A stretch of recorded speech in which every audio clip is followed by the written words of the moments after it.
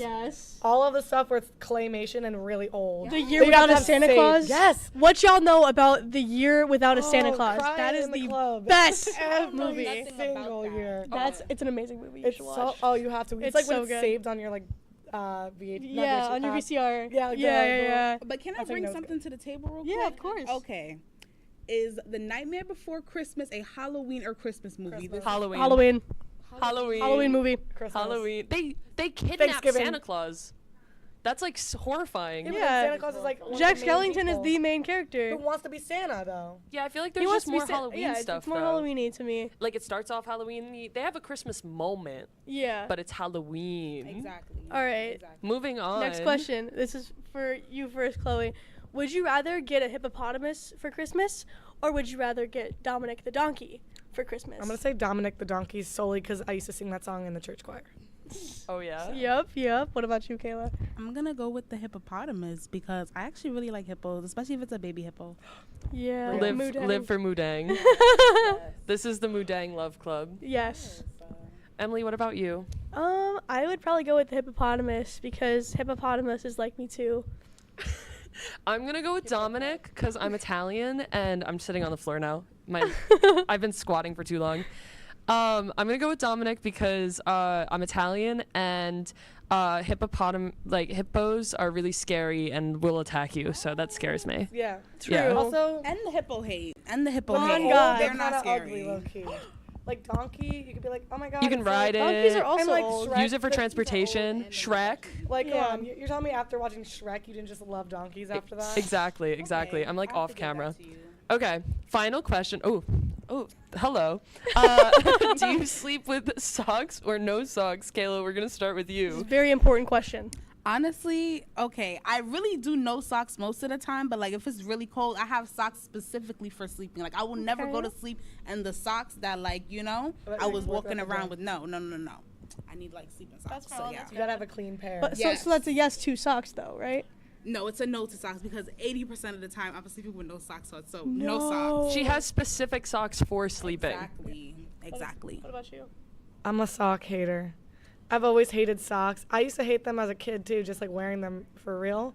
So I will never have covered feet. Do your feet get sweaty? Is that why? No, I don't even have sweaty feet. You don't No, have sweaty feet? I just have I don't like the seams on socks a lot, and so as a kid I hated it, and I also hate thick socks. Have you thought about turning them inside out? One of my good Yeah, but then you friends from step home on the does that. seam. Same Yeah. thing. No. Too much. I'm a much. sock lover. You will always catch me sleeping with my socks on because if then my foot sticks out of the blanket, then That's the best feeling ever. then the monsters are gonna come get me. So if my socks are on, then who is gonna feel it? The monsters are gonna come. No, get but you no matter what. I won't know that my foot is They'll get you exposed. socks or no There's socks. monsters there. They're just there. No. I personally, They're grabbing my toes. Socks on. I personally have no real opinion on socks, and with that, I think we're gonna go to break soon. Don't go anywhere because after the break, we're gonna have the Girl Talk Block.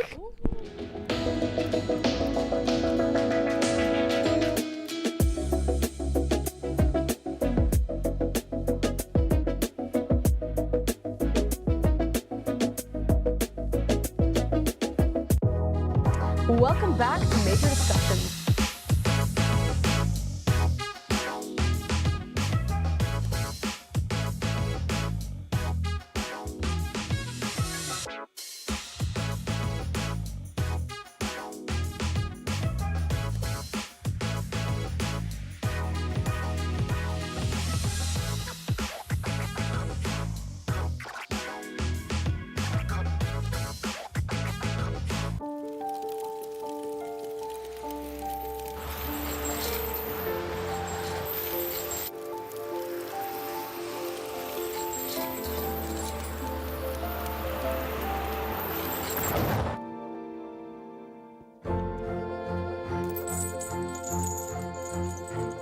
Did you know dragging chains can spark a wildfire? Only you can prevent wildfires. When I was in foster care, I never knew when I would have to move. So I always had my suitcase ready to go. Then one day I was adopted. My new parents opened their hearts and home to me. My parents cook my favorite breakfast for me every morning. My parents take me on trips I never thought I would go on. They gave me a home and an even better reason to use that suitcase.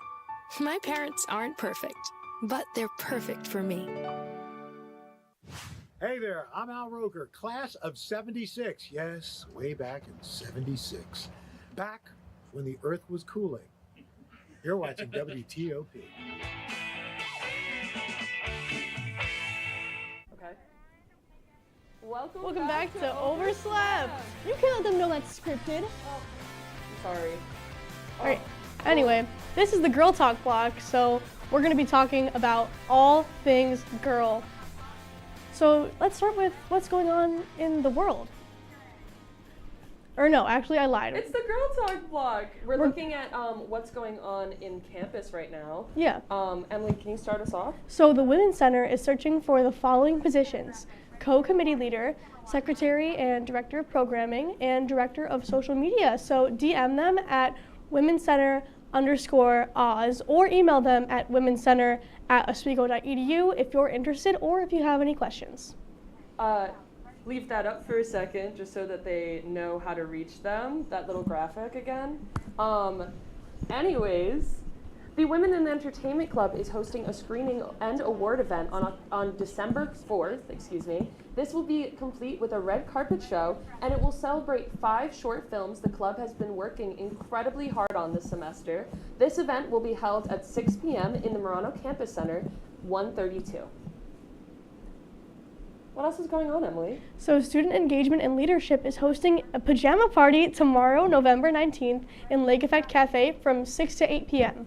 So stop by Lake Effect tomorrow for games and fun make and takes. There's also going to be prizes for those with the best pajamas. And shout out to our audio, Gianna Manella, because she had the idea to put this on, and I just love her so much. So shout out, Gianna.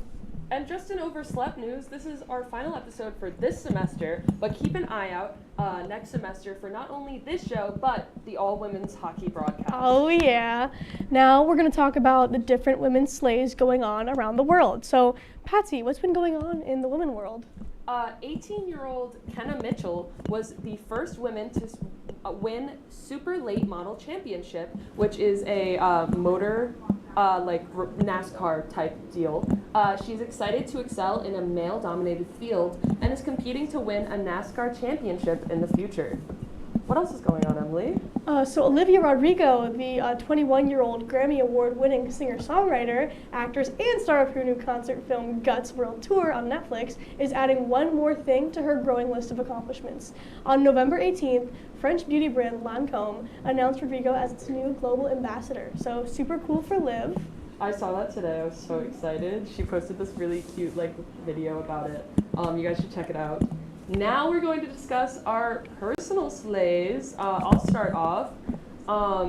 So this week, I have had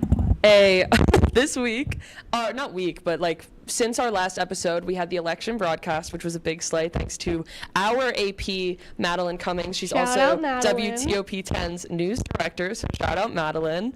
I also sidelined for the first time in hockey this 2 weeks ago. It feels so long ago, I don't even know. So proud of you. It was so exciting. I had such a good time.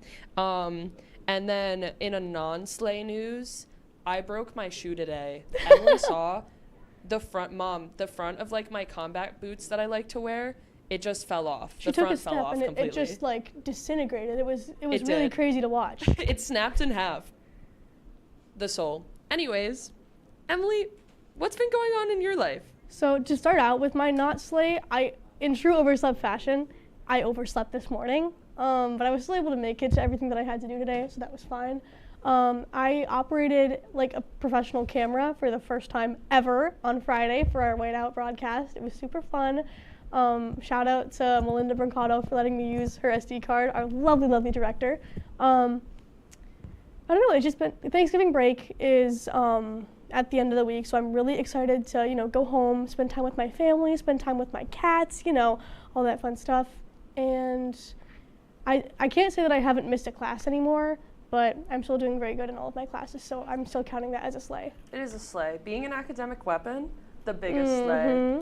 And also the biggest slay before we go to break is the fact that we're having an Overslept episode. That makes me so happy. Thank you guys all for sticking with us this semester, as this is our final episode for this semester. After the break, we're going to be playing DTI. Dress to Impress. Dress to Impress. The final awaited episode is here. So stick around and see which one of us wins. Don't leave. And it could be your last chance to see one occur for 2 decades, as the next time one will be visible over the continental U.S. He's May 84. Yarrow told police in the hospital that he had pressed the doorbell and waited. They mix with oxygen and nitrogen and become briefly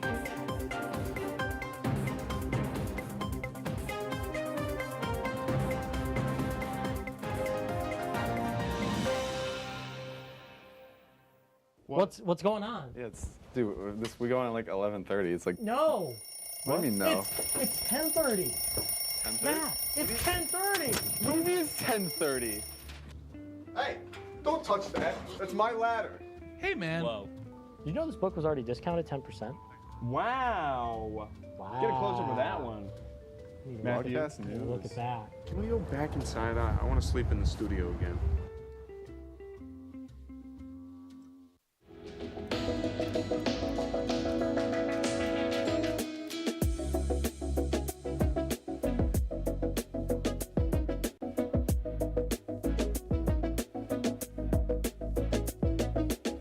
When I was in foster care, I never knew when I would have to move, so I always had my suitcase ready to go.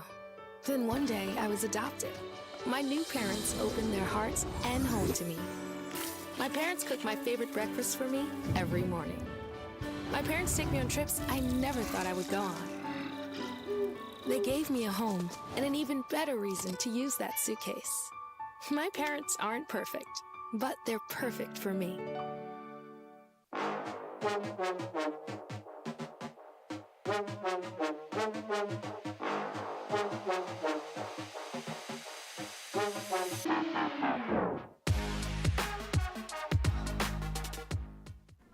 Welcome back. Patsy and I are going to compete. No, keep going. Patsy going to compete head-to-head in the most intense, invigorating game to ever exist.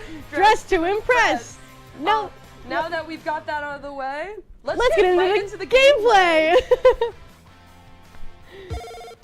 Roll it.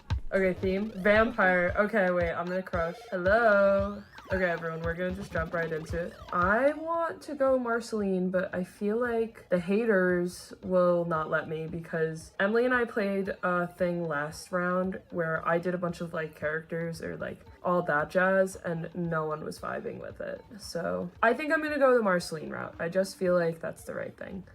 Okay, so like Patsy doesn't know it, but I'm going with an Edward Cullen type thing because I think it's kind of funny. Okay, so yeah, we're gonna make him pale. If I could make him sparkly, oh wait, can I make him sparkly? But yeah, I think we're gonna go with a little Edward. I feel like everybody else is gonna do that as well, so I'm kind of like a little scared, I guess. It's totally okay. Okay, I can't get a manicure because I'm a man, so that makes me like kind of upset, but it's okay. She definitely needs her hat, and it's like a yellow hat. It's got some blue. Why are all of these outfits like, I don't know, these are just very like skin tight, and I don't feel like he'd wear any of that, but I don't really have like too much of a, okay, it's coming together. Are there any vampire looks? I feel like there should be. Like something with just little fangs. I feel like that would be really cute. There's really not good like dude accessory. Oh, let me give him some sunglasses because let's not go with the sunglasses because this is the skin of a killer. I hate the color of these boots. I think they need to be darker. I want her to be a baddie. Baddie Marceline. You know what? He's a big books guy. Let's make one of these like dark red, one of these like darker green. Okay, that's it. I think that's my Edward Cullen look. At the buzzer, last second, put these boots on. Grab this color, Control C, and then get rid of that. That's kind of better. Oh, girl, are you Edward? Yes! Are you Edward from Twilight? Yeah! Yeah, I'm giving you 5 stars. Alright. Did you same thing? No, I did not. I love that. I went more down my alley. Oh my gosh, me. I'm Marceline. You're Marceline. I saw someone who was Marceline. She's a baddie. She's a baddie, but I think I kind of cooked there. No, I'm giving this to you, bro. If you don't get first, I'll be so mad. That was so funny. Please, please, please, please. Ah, let's go! Podium, podium. Oh, not first, but you still get 1 point. 1 point.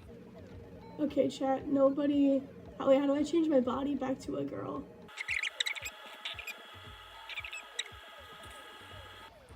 Rainforest. Like Rainforest Cafe.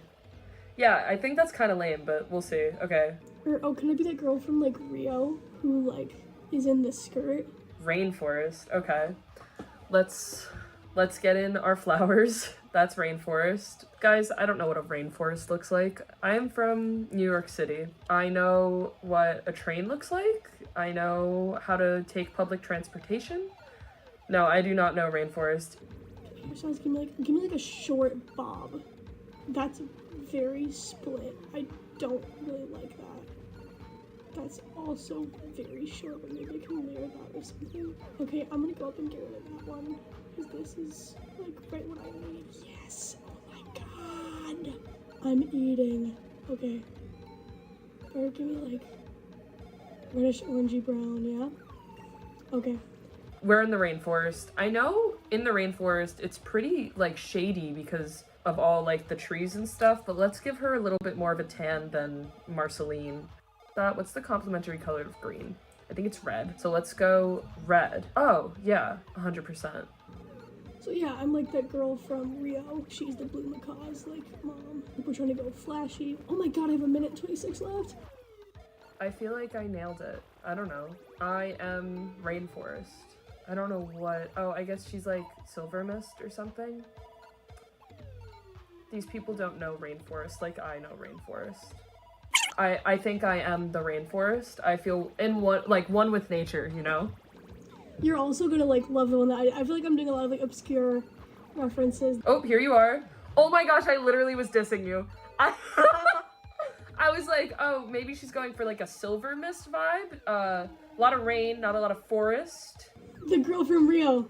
The girl from Rio. The bird from Rio. Bro, shut up. She's not a girl, she's a bird. She's a bird. Yeah, no. Where they find her on the float and they're telling her, no, the owner of the bird. Look at me, I am the rainforest. Oh, the woman, but she had like big glasses, and I feel like her hair was redder than that. Whoa, she is a tree. She's a tree. I'm gonna give her 3. Do I know what? 4 points for creativity. She's an actual tree, dude. I can't look. Ha! Podium again. The trees made it? This is so rigged. Theater. Okay, I'm gonna go for Fiona from Shrek. So this look is gonna be inspired by my senior show, Little Women. When I was in high school, I did Little Women, and I loved it so much. It was my pride and my joy to be a part of this show. So here we have Jo March's like little messy bun. I'm gonna give her less makeup because I don't feel like Jo March was really into that. I'm seeing like a lot of Lord Farquaads, it looks like, which is crazy. Like everyone's just gonna do Lord Farquaad and we're just gonna be like, yep, Lord Farquaad, live, laugh, love. Well, I'm being innovative. I guess the theme is Shrek. But we're doing a lot of like browns, oranges, reds kind of thing because that's just kind of how, I guess, I remember things being back when I was JoJo. Okay, come on, I need something to kind of like give less shoulder because they would not do that in Little Women times, but I don't want to go with the blazer. Yeah, I'm not vibing with the headpiece, but I like this. You know, it's basic, but it's cute. Let me try to run and get a necklace or something, just to bring it a little more together, make it seem like there's more effort, maybe. How many Lord Farquaads did I see? Ooh, okay, what is she? So, in my senior show, I was Jo March in Little Women, right? So this is kind of like, not like showed a little more skin, but I don't know, if she was a little bit more dressed to impress you. That was cutesy. This Lord Farquaad. I think I saw 1,000,000 Lord Farquaads. Fiona from Shrek. Basic. I am not as basic as those, like, actual, like, 1,000,000 Lord Farquaads. I don't know, I feel like we need, and I think, like, Lord Farquaad, like, if you look at his songs, like, I did, as someone who did Shrek the Musical back in my day, like, his songs are not that good. Were you in it? Can you guess who I was? Were you the gingerbread man? What the heck? How did you guess that so fast? Yeah. It just made sense. Oh, wait! Oh! Okay, winner takes all. Winner takes all, bro. Oh! Second place! Old Hollywood, let's go. Your hard work of trying to get 2 points, I did it in 1. Old Hollywood, oh, we're gonna see so much basic stuff and I'm gonna be one of them.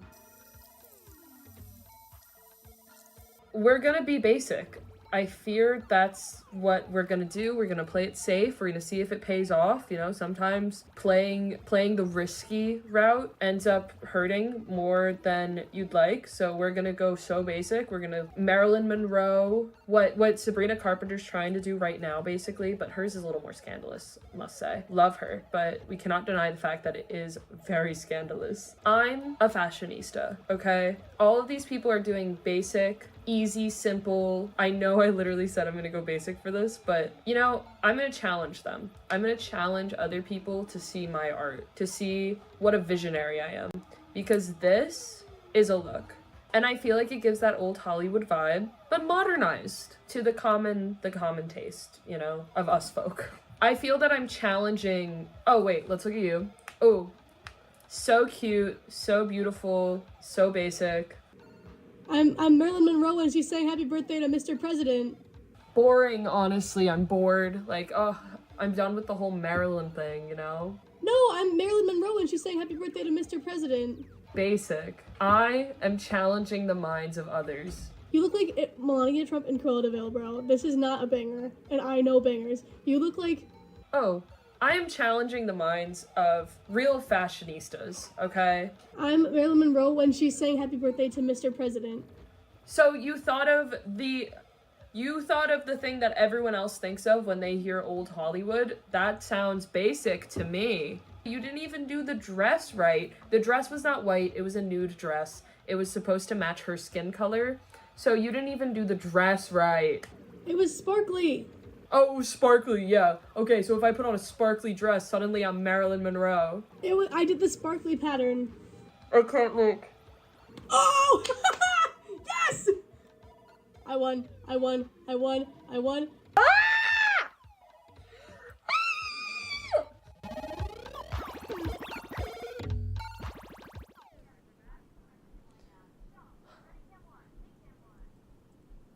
Do you want to know what's not hot? The fact that I lost. You wanna know what's hot? Is that I'm better at Dress to Impress than Patsy is.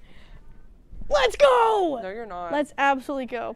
You don't know. You don't really? Because I went to good at Dress to Impress City, and nobody knew you. They didn't even know your name. They didn't even know you were there. I don't want to talk about it anymore. I'm getting upset. Do you want to go into our hots or nots instead? Yeah. Okay. We're in hot or not, guys. So let's start off. What's hot this week, Emily? Peppermint. No. Personally, peppermint is a huge hot for me. But charcuterie boards. Charcuterie boards are hot. Are very hot. Not hot? Wind. Wind, yeah. Wind. It blows me away. Do you want to know what also blew me away? This episode. Low key, we were kind of eating. And we're kind of cutting hot or not off short a little bit. Yeah. But we just want to thank you guys all so much for watching. We hope to see you back next semester. Yeah, to everyone on our amazing crew, to women everywhere, to everybody who's tuned in and, you know, helped make Overslept such a slay this semester. Thank y'all so much. We love you. We love you so much. Have a nice night, guys. And happy holidays. Happy holidays. Everything you celebrate to Thanksgiving first. Yeah. Thanksgiving first, and then happy holidays. Yeah. Should we play them off? Dashing through the studio. Look at Davida. 2 pairs of Davida, DJs. give them a wave. Davida, give them a wave. Bye, Overslept.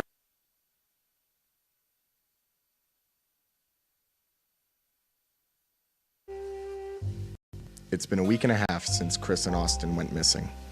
No one has really cared but me and my partner, Jaylene. We went to the actual police, but they said, not paid enough to care, so we took the matters into our own hands. I will not sleep until they are found and saved from whatever fate has been brought across them. It seems in this dark world we find ourselves in, it's gotten ever darker with the disappearance of Austin and Chris.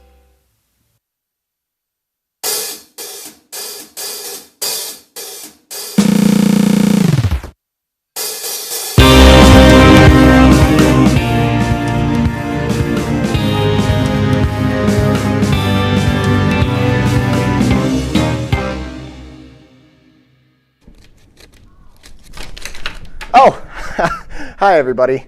We apologize for the unusual show, but we currently can't find your hosts.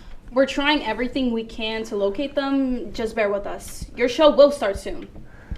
This is our board where we have evidence and possible connections to what could have happened to them. You see, we got a lot of suspects on the list, including notable internet superstars KSI and Logan Paul. We think they might have, had something to do with it. A lot of prominent names in the WTOP space, Honestly, including. it doesn't make any sense. I think we should have put Post-its with the names, because I can't keep track of all of this. Yeah, there are quite a lot of names, but you know what? I know everyone's name on this board because I'm a good friend. Yeah. Oh, okay.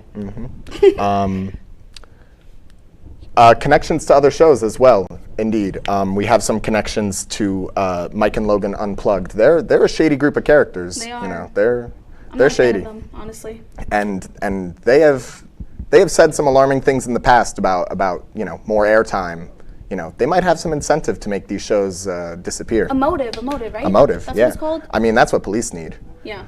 All We right. have one of the people on the board in the control room along with Austin's roommate. I think it would help if we asked them some questions. Yeah, that's a good start. Let's go get some starting info. Yeah, we'll continue our investigation after this.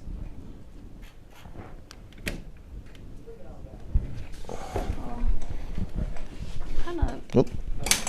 Whoops. All right. In this it says J. Cole's up for part. Oh my god, this equipment is awful. All right, nobody move. This is a matter. This is a police matter. All right. I mean, your hands up in the air? Yeah, I need to see everybody's hands. I need to see everybody's hands. Unconstitutional. Where's my lawyer? You don't need a lawyer. We're not real police. Where were you last Monday? Last Monday, I was at 120 Sheldon Avenue with my friend Lucas McGarry. Oh. And can this Lucas McGarry corroborate that story? He certainly can. Allegedly. I think we should start with this one. He's looking at me a little suspicious. I'm the lawyer. This is unconstitutional, and I will get you for assault. I'm not a real police officer. Who are you going to report And me nobody to? touched you. If you're not a real police officer, Makes the case even better. All right, let's stop talking to him. Name. Ryan Oh my Practical. Grade. First semester sophomore. Major. Broadcasting Mass Comm 5-year program with sales minor. Name and major again. Ryan Practical. You're sweating a bit too much. First semester. Yeah, you're awfully sweaty. You're awfully sweaty. Okay, the 5-year broadcasting Mass Comm program. I don't think we asked all of that. Where were you? I was at the gym. When? When? Why are you? What day? What day are you asking me? What day did we ask? Last Monday. Last Monday. Last Monday, yeah, I was at the gym. Oh, what time? 3 o'clock. Criminal says what? 3 o'clock. Oh, that was a good one. Well, might have had him. I think there's one more suspect that we haven't interrogated. Awfully suspicious. Awfully suspicious. Wait, she's kind of cute. Hold on. What's her name? Patsy. Oh, where were you on Monday? I mean, not like it matters, but. I was doing laundry. Ooh, what time? From 7 to 9. I was also doing a puzzle. I can show you. Ooh, yes. Clothes? No, I don't. No comment. No. I think she's good. I think she's good. But I did kind of find this. I don't know if Oh. it's important or anything. It's like a Do I need SD gloves? card. You don't need gloves. We're not real police. There you go. 1 minute. A little gift for you, just because you're so cute. Thank you. What do we do with this shake? I'm not a techie person. Okay. Yeah, I'm not much of a techie either, so. I may be able to assist you in this. You might? I may be able to assist. So, from what I can tell, SanDisk Ultra, 140 megabytes. That's what MB stands for, right? Should we give it to him and put his fingerprints on it? I mean, oh yeah, actually, can you hold this real quick?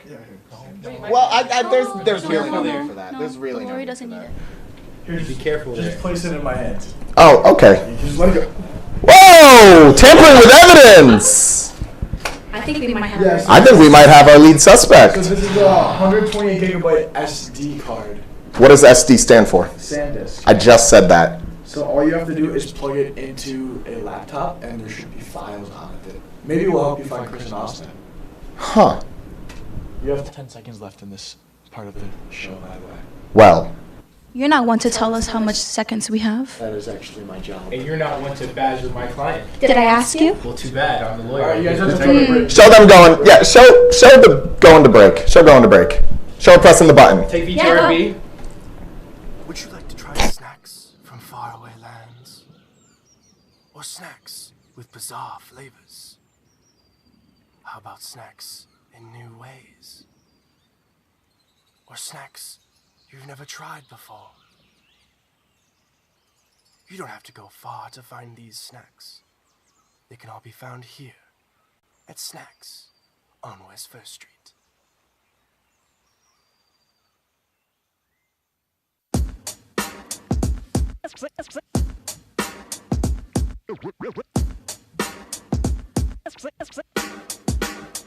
Yeah, we're walking around campus, and what do we see? All these clubs are looking. They're looking for me. There's hockey, There's improv, so much to see. So let's go try them out and see how they be. Come on and please watch. Our embarrassment's free. Tune in to Amateurs on WTOP. Happy Friday, Lakers, and another beautiful day here in Oswego, New York. I'm DJ Don Perone, and I'm happy that you're starting your weekend off right listening to WNYO 88.9 FM, the Laker Radio Network. I said, darling, can you see? There's no room for us. There's no room. Now our lives are tainted. Promises keep slipping. And I always knew it wasn't you. It wasn't you. Now our lives are tainted. Promises keep slipping. And I always knew it wasn't you. It wasn't you.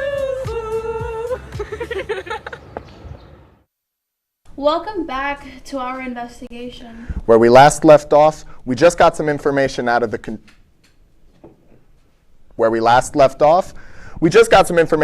control room. And information means this. Whatever that is, I don't know. It is a card. Roll the video.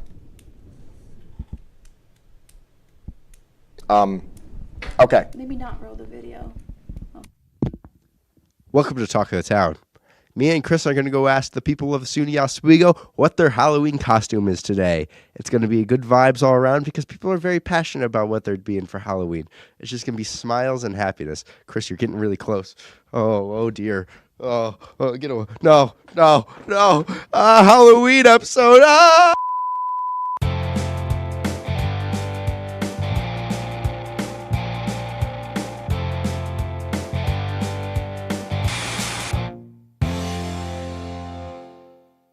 All right, who am I here with?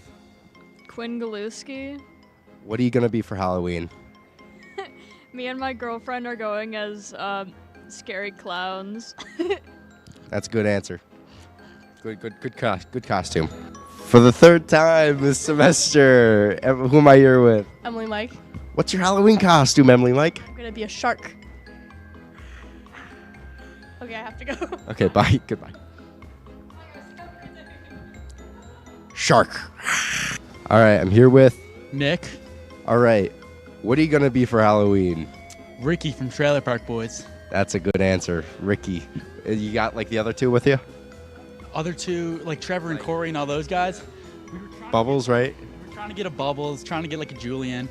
It might fall through, might not. I might just go to solo Ricky though. Solo Ricky, you know what? It's a Ricky. That's what I'm saying. I can pull it off. Yeah, you could pull it off. That's good. I don't know. I'm not sure if I'll be anything. Sorry if that's boring. No, that's me. I don't know what I'm gonna be. Maybe I was thinking about being PC principal. Put on the glasses, just be like, "What's up, bro? What's up?" Scream, the new Scream. The new Scream. You know, I love the what's up. Yeah, right? Yeah, that's a good pick. What are you gonna be for Halloween? I'm gonna be Chapel Roan, but the Statue of Liberty. That's a unique costume. I've never seen that before. Great question. I have 3 different costumes. Thank you for asking. Let's hear them. A lion, Merida the Disney princess, and Giselle the princess from Enchanted. I only know the lion. I don't really have any costumes. I'm just going to be myself, and I think that's scary enough sometimes. The horrors of being yourself. I'm gonna be a scarecrow. Nice. I don't have a costume picked out. Other person over there is being a lion. Is that like coordinated? No, actually, I'm just passing out candy to kids. This is my first year doing it too, guys. I'm so excited. What's happening? We're asking a question. What are you gonna be for Halloween? Jesse Pinkman. Nice. I was Saul Goodman one year. Really? Nice. Who am I here with? Alex Brummer. What are you gonna be for Halloween, Alex? The Joker. Man, there's so many good Jokers. Heath Ledger, the Batman, like Lego Movie Joker. I'm gonna be Jared Leto. Seriously? Yeah. That's the worst Joker. That's terrible. He's not that bad. Like, what are you doing? Jared Leto? Jared Leto? I want it to be different. Different doesn't mean good. If you wanted to be different, you'd be like the Lego Batman Joker. Well, it's kind of hard to be a Lego guy. Not really. That's. What are you dressing up as? I bet we're asking the questions here. That's. Alex, that's terrible. Give me a chance. No, that's a bad costume. Okay. You should feel bad. You should feel bad. He should feel bad. He's looking at me weird. Don't look at me. What is your Halloween costume for this year? Finn the Human. Good pick. Good pick. You got someone going as Jake? Unfortunately not. But I think it'll still be fun. I'm going as one of the main characters from Lord of the Rings. Really? Honestly, I've never seen Lord of the Rings, so... Kind of guess. You might have to watch it. I was thinking about being Frodo or Sam, but I don't know. Their like costumes are like $200, dude. So I'm probably just gonna be like some elf or something. All right. So what's your Halloween costume for this year? I don't think he's very talkative.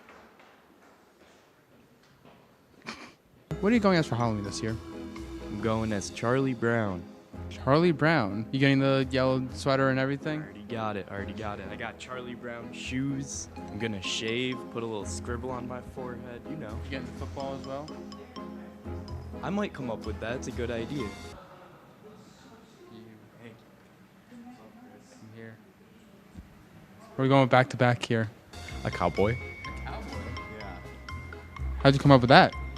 I had the hat and I was trying to save money. Amen to that. Exactly. You got it. Thank you very much. No, anytime. See you later. Who am I here with today? Jesse Senegato. How you doing, Jesse? How you doing? Coming off of sickness, just came out of a tournament and lost every single game, but other than that, I'm doing okay. I'm sorry to hear that, buddy. Sorry, well, I think you're going to like this question. What are you being for Halloween this year? So I myself am going as Yoshi for Halloween, and then on the weekend, me and my girlfriend are going to dress up as, it's Remy the Rat and Linguini. So, yeah. That's amazing. That's hilarious. Welcome back to Talk of the Town. I'm your new host. So, what are we here with? Personal space, would you? What are we here with? Chris DeLuca. Joe Prodolotti. It's Austin Claus. I'll humor you with this. Okay, you're shaking, man. You alright? You guys know what you did? We've done a lot of things, Yeah, pal. I was about to say we have like a lot of beef with like a lot of people. Like you think you're one of our enemies? You're not one of our enemies, all right? No, you're just a guy we've met. We don't even know who you are. You said you like Pop-Tarts, right? Yeah, big fan. I like the strawberry. Actually, cinnamon's pretty good. What do you like? Well, we got the crust ones here. The crust one. Who are you? Oh, you really are a maniac. And you have to eat 10 of them at once. At once? This is a really bad talk of the town. Get Too better. bad it's ending the too bad. Oh. Just like The Sopranos, it ends off like this. Yeah. Oh well, what are you gonna do? Thanks for watching Talk of the Town. Over and out. What was that? Who was that guy? I don't know. I guess that's the one we have to find. That's crazy. They're just in some guy's basement. I mean, who could that even be? What did you expect? They got kidnapped. They I'm not surprised. they don't show up to the show, and what, I'm just supposed to assume that they're in whose basement could that possibly be? Do you know? I don't know. I'm freaking out right now. I don't want to make assumptions. I'm not freaking out, but I think it might not be Patsy though, because it's a man. Well, whoop-de-doo. We're that far. We got all sorts of leads, and there's nothing. We have nothing. We cut down some like 2 people maybe. Yeah, well, I mean, Emily Mike definitely isn't a suspect anymore. And I don't think that was KSI. Yeah, not that I thought it was her in the first place. Good. All right. Let's throw it a break. We have a lot more evidence that we need to look over. Please stay tuned and find out where Chris and Austin went, because we're about to too. Kind of thirsty.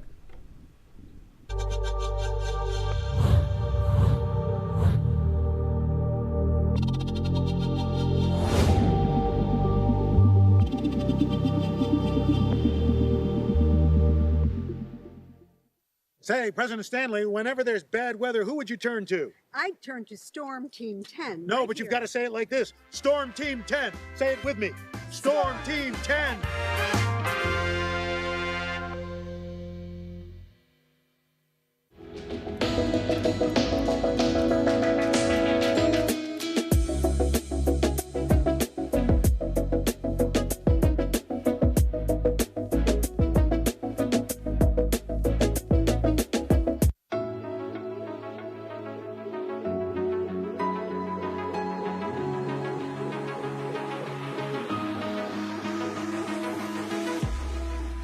Roll it.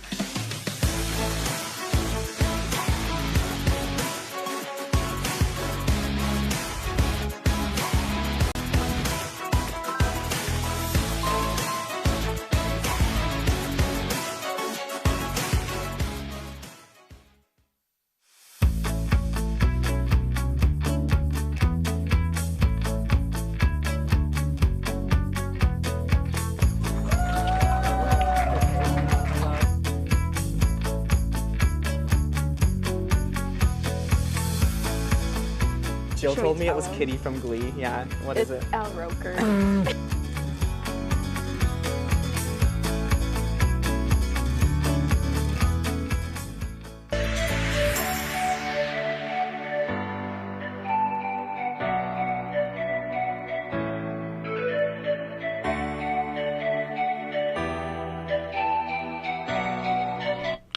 Welcome back.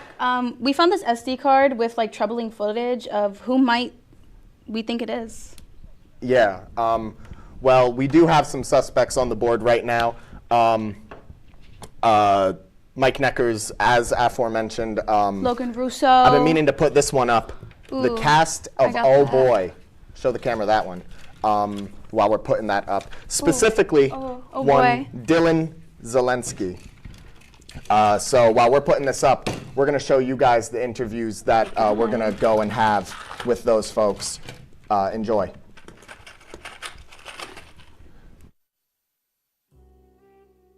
Hello, cast of WTOP-10 original series Oh Boy, including producer Riley Jones. Do you know who could have made Entertainment Breach go missing? Honestly, they'd probably just go missing themselves because they're embarrassed of their show. Honestly, like a mouse. Do you have any idea where they could have been seen last? Were they at their dorm? Were they seen at the dining hall? Do you have any idea where their last location could have possibly been? I don't know. I've never seen Austin in my life. I don't even know who Austin is. It was Wednesday night. You know Chris and Austin pretty well. Why would anyone want them to go missing? Do you have any idea? I mean, they're not the nicest. They tend to irritate and get under the skin of people here. What is wrong with Chris and Austin, you know? They're putting together their own show, and as a producer myself, I can respect that. I can name 3 shows right now. The DK Experience, Laker Connections, Oh Boy, and even a show that doesn't air anymore, Dom's Dinner Bell, are all better than that show. So is there like any reason someone would want Entertainment Breach off the air? Because I know sometimes I feel like that, but... I mean, Entertainment Breach kind of like... People don't really like it. It kind of sucks. Because they suck. Because Oh Boy is the best show. Oh Boy is so much better than Entertainment Breach. Because their show sucks. With the name like Entertainment Breach, I feel like y'all trying to like sneak into my like life or whatever. Entertainment wise, my life ain't that entertaining. Not for y'all business, that's why.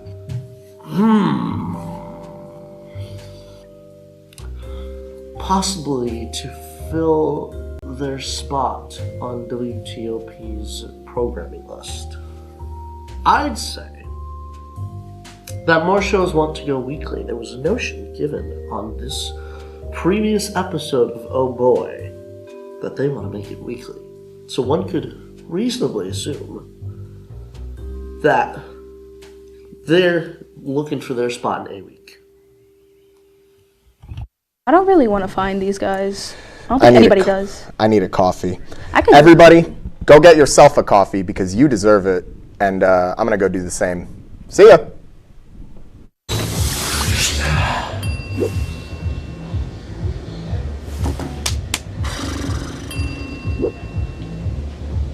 If you need to do something to feel okay to drive, you're not okay to drive. Don't drive buzzed.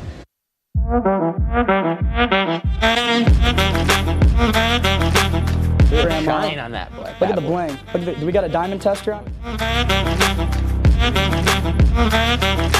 Yeah, that's getting bad. Yep. 10 out of 10 recommend on Yelp.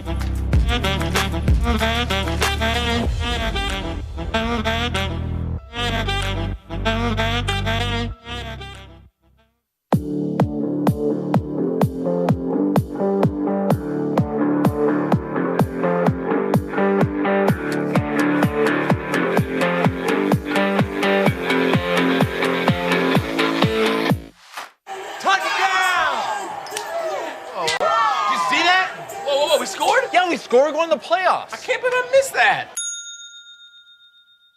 Every time I'm buzzed, I spend too much time on my phone. What? I should take your phone away. No. I'll call for a ride. Hey, why does my face look like that? I'm playing with these new face filters. Okay, you know what? Yep, that's mine. But I need that back. No. Kevin!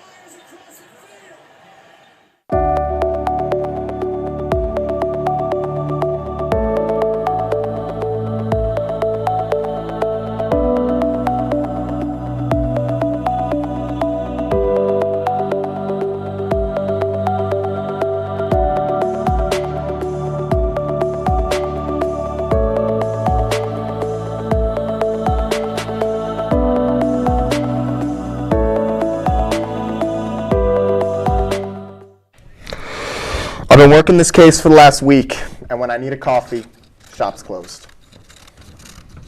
I just can't win. I just can't win. I hope we get a fat paycheck for this. Too. Right? Me too. We deserve it. I mean, we're sitting here with a board. How many people you know with a board? Dude, I mean, seriously. Dude. Huh? I just got a ping. I got Chris's location. I just found out where they were. We gotta go there right now then. Do we? Yes. That's what. Do you want the paycheck or not? Aileen, this is it. This is the address of the suspects. So. The door or the basement? What do you think? I think you should go first. I think ladies first. No, I insist. No, ladies no, first. ladies first. No, ladies first. No, ladies I'm first. terrified of spiders, bro. Ladies first. Look, No. I'm a gentleman, all right? Ladies first. Then you should go first. No, I'm a gentleman. I couldn't. You Ladies know first. what? I am the real man. I got this. Oh my god. Well, now I want to go first.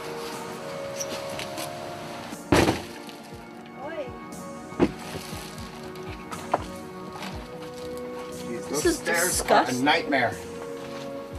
You're telling me. What is this place? It smells like crust-only Pop-Tarts? Oh my god. Oh my gosh. Guys, wake up. You up? You okay? Why does it smell like Pop-Tarts in this basement? Because he made us eat 11 unflavored Pop-Tarts. It was just the crust. It was no water. That was all our food. This guy's a maniac. Yeah. Can you help us out here? Let's go. Thank you. Come on, man. We gotta get you out of here. We gotta get you guys out of here. Uh-oh.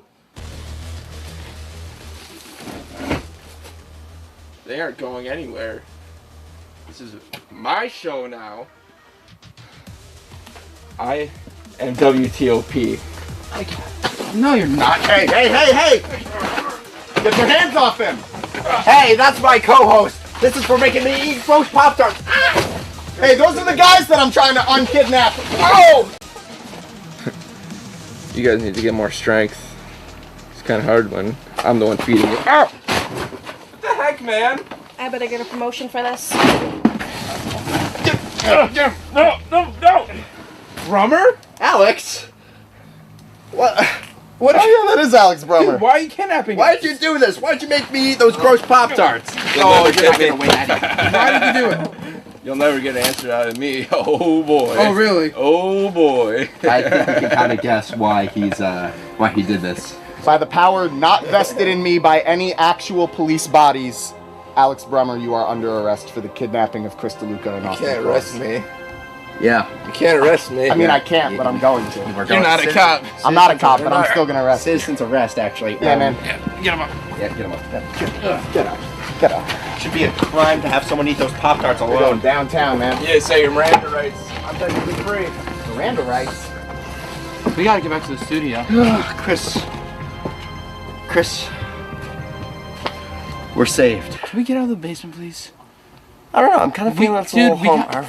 Our show is happening right now. We gotta go. Yeah. Come on. Let's go. Come on. Well, job well done, everybody. Wait, We did that. Where's Where's Alex? the guy who kidnapped us? Okay, little thing. I forgot to read him his Miranda rights, so technically he's free to go. Are you kidding me? And he's off down the street. He's gone. All right, you know what? I'm gonna give you 5-second head start to go join him right now. 5-second head start. 4, 3. Whoa.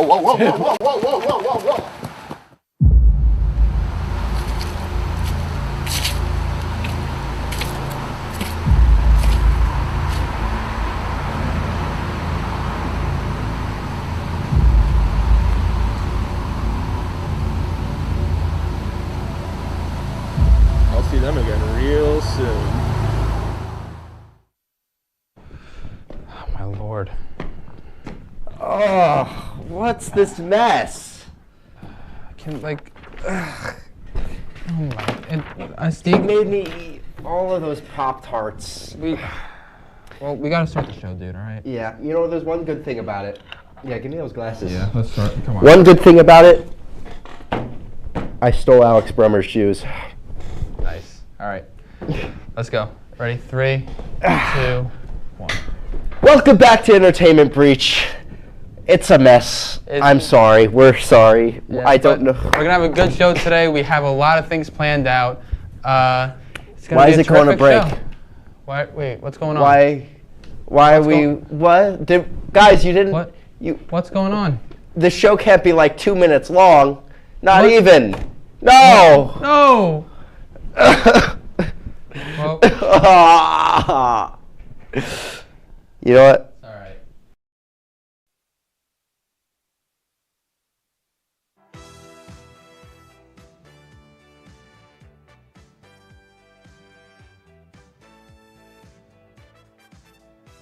Hello and welcome to the second season of International Journey.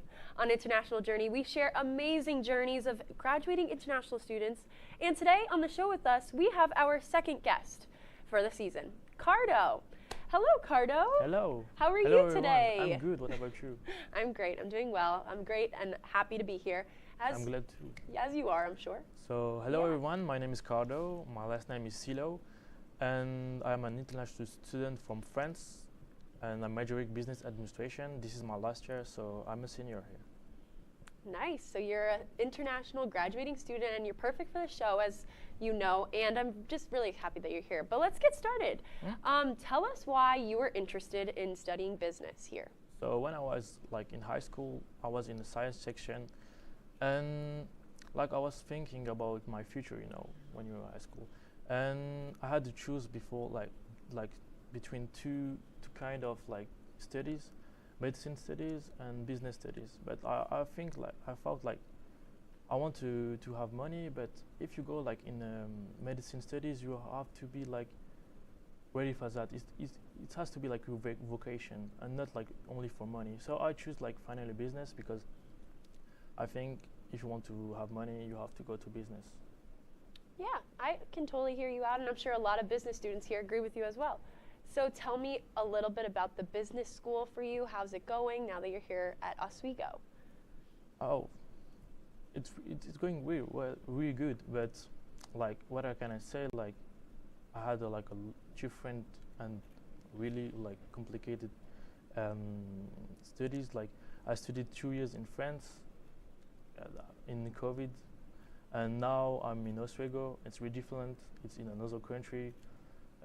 Different studies, but what I said, like, it's my passion. Business is my passion because I learned a lot of things about business because I'm doing personally a lot of things like independent to the classes, and like I learned a lot of things. And since like I'm in the university and before, like I tried several businesses, like for example, just right before like the university, I tried to learn the formation of Yomi Denzel. It's a famous businessman in France, and he learned you how to like study like you know, online businesses, how to learn it. And I learned a lot of things, and I tried myself to do some businesses like several times, like 4 or 5 times until it worked, like in a period of 6 months of time.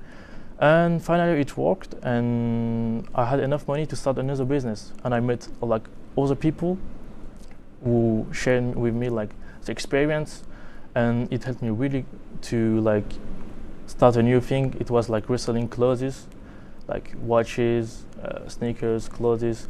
And this learned me a lot of things about what is like working right now in the world about fashion. And so another brand like Cortez, just right here, was created by a famous, for people who know streetwear, a famous like entrepreneur. His name is Clint, and he made like a brand in 5 years. It's like a big brand in streetwear. It's a Londonian brand, and he inspired me like to create my own brand, my own clothes brand, since like this January. With my associate, like I said to him like why we should do a thing like that will help us in the future, and we thought about like created a brand, and my brand is Topaz. So Topaz is like a clothes brand, a streetwear clothes brand, and this is who Instagram. By the way, if you can like follow us, it will be really good. Definitely follow. Yeah, we're following. And so we're launching our first drop on January 24th. Okay, that's really cool. That's really awesome. What inspired you to start this startup? So as I said, like Clint and Cortez, but a lot of other like entrepreneur in streetwear, and because I was like selling a lot of like streetwear things, I know what kind of stuff like is working right now. So I felt like I can create my own, but it's really difficult to like create a business. So I had to find like a lot of people with different like capacities to help me with that. So with my brand, I have my associate, but I have also like designers, stylists, and graphic designers to help me with that, and I'm thanks to them like to help me with that. That's really awesome, and I know you're inspiring a lot of business majors with this, so congratulations on having something that you're really passionate about. Thank you. Now, I know that there's a lot to still talk about. We just talked about your business side of your life, but we'll talk a lot more about the rest of Cardo's life after the break, so stay tuned.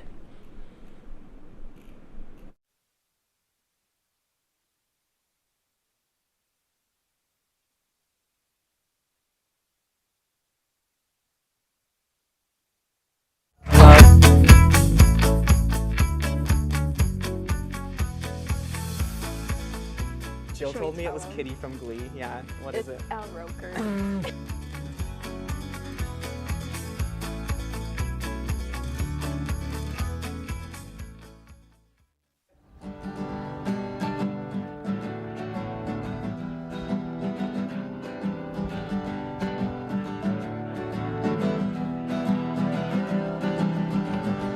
We're here for you, we're here for you. This is your channel too. With sports and news and what to do, we're here for you. It's your TV, you're watching WTOP. Your TV, thanks for watching WTOP.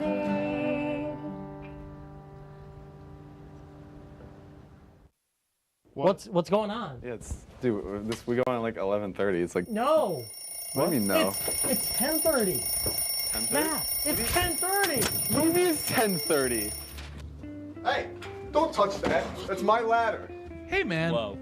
You know this book was already discounted 10%? Wow. Get a close up of that one. Matthew, Matthew, Look at that. Can we go back inside? I want to sleep in the studio again.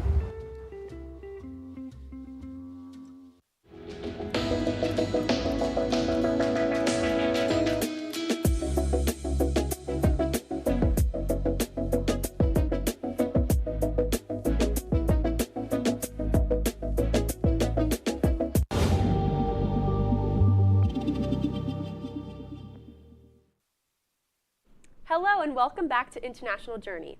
We have Cardo here. He's an international student from France and he's studying business. And we talked a little bit about his major, but he also spent 2 years studying in France and then came to America.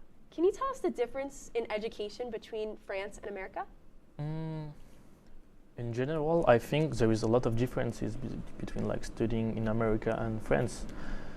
But as I was in a private school in France, and like I knew like I would come to America after 2 years, my school prepared me a lot to how the way you learn in America. So I was a little bit prepared, but it's still not the same. And I can say also like it was like during COVID, so I was at home like most of the 2 years. So it's really different like studying at home and on the campus. So I can say like now I feel like it's more real life than before. Yeah, I totally agree with you on that. I know we spoke a little bit about how I connected with you because I went to a community college and then I transferred, but during that community college time was all COVID, like all online classes. Did you have the same experience with the online classes? Yeah, exactly the same experience. Yeah, I think that's really hard to also connect with the people that are in your school. Yeah, you don't feel like you are at school, by the way. You feel like you are at home and you have some homework to do and that's all, end of it. And you don't like meet people, share experiences, another thing. Yeah, and it's tough to think about like how our college experiences, both as seniors, like much of it was like disrupted by COVID, but at the same time, like we learned so much about ourselves and who we are from this moment. Would you say exactly, that? Yeah. And even if like it's not a good period for humanity, I think, I think it helped me to be what I'm here today, what I am today. Yeah. It helped me, yeah. I totally agree with that. You were talking a little bit with me about the professors in France, and you also spoke about the professors in the United States. So can you talk about that instance? Yeah, because like the way you learn in France is different because you have to go to school, learn, and at the end of semester you have exams and that's all. In America, it's like you have more assignments and you have to work, I think, every week. So your professor, I think, is more close to you and he wants you to success more than in France. He's more close, more friendly, I think. So I feel like it's better here. Yeah. It's my feeling. For sure. I definitely understand that. Now let's talk about your transition from coming from France to the United States. What was that like? How did you get here? How was everything for you? I'm really curious, and I know the viewers at home are too. It was pretty easy for me because like I'm from a private school from France, and I'm not the only one who came here. So a lot of friends from my school came with me here, since I know them since like 2 years, some of them more, and that's why like it was pretty easy to integrate, because like if you know people, it's always easy to adapt to a new place. I was like in the same classes than them, I was living with them, so it was pretty easy. And because you know like a lot of people, so we'll meet new people, maybe you will meet them. So after a few weeks, few months, you know a lot of people, so you all be like integrated. Yeah, and what places did you see these people? I know you mentioned dorms for a second. You were in Hart Hall, right? I was in Hart Hall like semester. Now I'm living off campus, but I was in Hart Hall. For example, Hart Hall, there is a lot of people, and like you can meet a lot of people because you're living with them, so it's easy to be friends with people yeah. Yeah, I always see you guys hanging out in the lounge Yeah, area. exactly. I'm like, oh my gosh, everybody's having so much fun in Hart Hall. I want to be over there. Yeah, but that's really cool. Did you do any sports here that you connected with friends to make it the transition I've easier? done like some sport, like I've done like intramural sports, outdoor soccer, and like it was really good. Like it's like a real league, and I met a lot of people that now every like Wednesday and Sunday I'm going to Lee Gym to play soccer with them, so I know them. Like it's good to have like same passions and people and share this passion. Nice, you're taking advantage of the resources that are available here, and I think that's really good. I just wanted to also ask about the classes that you take, because a lot of the students that are from the business school in France, right, that you came with, they're probably going to be in your classes here. Is that correct? Yeah. So do you feel like you are taking those classes with them, or are you actually having classes with students that have been here? What's that? So I'm choosing my classes about me, like what I need to choose to have the credits. And sometimes some of my friends, because we are a lot here, we are like 40 French, some of my friends are in my class. So yeah, it's like sometimes either I'm in class, sometimes not, but all the time like the classes are going well, and yeah. Yeah, that's great. I want to just hear about that experience, because it's nice to always be around the people that you've known for a while, but it's also really important to branch out, and I see that you're doing that, so that's really awesome. Tell me about your time in America, specifically Oswego. Do you like it? What's your take? Oswego is like similar to my hometown in France, because it's a small city, and when you're walking in the street you can like meet someone you know. It's not happening like in big cities, you know. And I feel like I'm at home, but like in a different way, because I'm not with my family, you know. So I'm glad to be in Oswego. I think it's correspond to me, and this is a good city, I think, for studying. Even if you have better places and other things, but for me, like it's great. And that's what matters. That's really important. When it comes to the people, I noticed that you said something earlier with me about the people in the United States being friendlier, or maybe it's vice versa. Yeah, exactly. I think like people in America are more friendly to persons, because like when, for example, you walk in the street, you can like say hello to someone and you can start a conversation. It's happening in France, but like really not like a lot of time. Like, you know, in America it's like usual to be friendly with people, not in France. This is a difference, but this is like a cultural differences.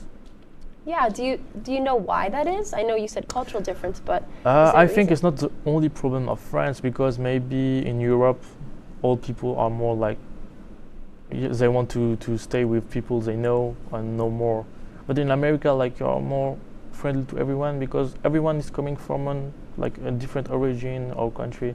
I think this is why like the behavior of people here is like this.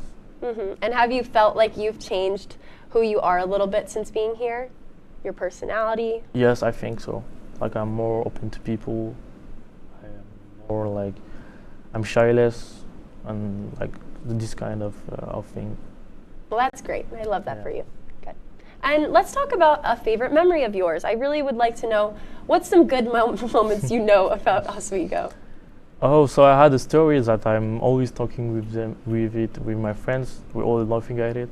One time I was walking alone, like coming back from the bus to Hartwell, and I was alone. Now I thought, like, why this time I will not take a shortcut.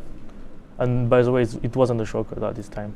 I took a shortcut, and like I was walking and I saw a shadow, a silhouette, like, you know, a deer silhouette. I thought like it was a deer, so nothing like. Not a big deal, you know. So I was walking, and as I got closer to the silhouette, I saw like it was a boar, and I said, "Oh, it's the boar!" So I have to go on the left side and keep walking. But as I got more closer, I saw the silhouette of a bear, and that like I was like really shocked, and I went so fast back to my way. So this is my funny story. No one believes me about that, but I have to say this is the truth. And like the next morning of that, on the newspaper it was written like there is a bears in Oswego, so be safe, another thing. So my friends believe me, but most of people don't believe me about that. That's too funny. Yeah, I mean, seeing a bear in the middle of the night is definitely something I don't want to see. But you know, you're but here. This is really far from me. Okay. Yeah. I have a video, but it's not a good quality, so I won't share it. Yeah, Haley, our producer, didn't believe Cardo, by the way, just saying. But I do. No, I believe Cardo. This is good. No. So before we go to break, I do want to see a little more about Topaz, a little bit more about your brand. Yeah. Sorry, excuse me. I want to see a little bit about what your brand really is. You know, I feel like that's so awesome that as a student right now, you're able to be doing this, working outside of your usual student things and doing something for yourself in the future for after you graduate. So, yeah, could you just tell us how like important this is to you and what this is going to mean down the road? I always like dreamed to be my own like chef, like having my own thing in my life, and I think this brand like representing what I want to be in the future, and I'm preparing right now because I think like I have time to do it, and this is a good way to do it. Like I have to start something to have something in the future. So I'm working on it right now. I'm taking my time. I'm doing everything's good. For example, I'm like controlling the marketing and the logistic of my brand no more, and this helped me also for my classes. Like it let me things, real things, and as I work with other people, I can know like a lot of stuff and a lot of like different kind of qualities people have. For sure. Tell me a little bit about these designs. I mean. Oh, so this is my designs, and I will launch it on January 24. January 2024. Yeah. I have like 12 clothes ready, and this force for the first time it's exclusive thing. For the first time, I'm sharing it. Wow, so this is an exclusive interview right here, guys. We're looking at the first time that we can see these nice sketches and actual would you say, what's the best word for it in the business terms? Artifacts? No, that's not it. I would say like sketches, designs. Sketches, design. Sketches, designs. First time that we're seeing this, guys. So this is really important, and it's important to Cardo, our guest today, so it matters to us. Thank you so much, Cardo. We really appreciate you talking about your brand and more about you. But after the break, you're going to hear even more about him and what his journey is after school. So stay tuned.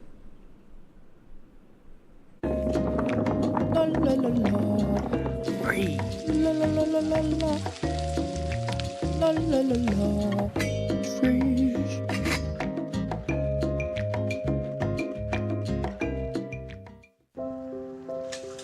I want to eat apples and bananas. I need to eat apples and bananas. Why can't I eat apples and bananas? Support the Feeding America nationwide network of food banks to help provide meals to those in need. Join us at feedingamerica.org.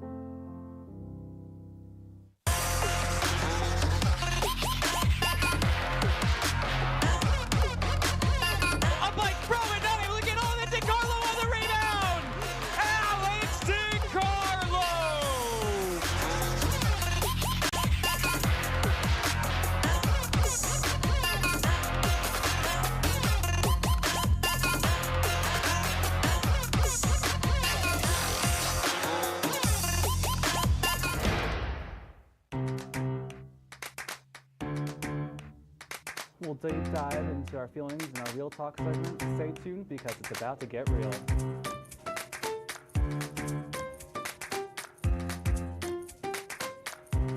And it could be your last chance to see one occur for 2 decades, as the next time one will be visible over the continental U.S. He's May 84. Yarrow told police in the hospital that he had pressed the doorbell and waited. They mix with oxygen and nitrogen and become briefly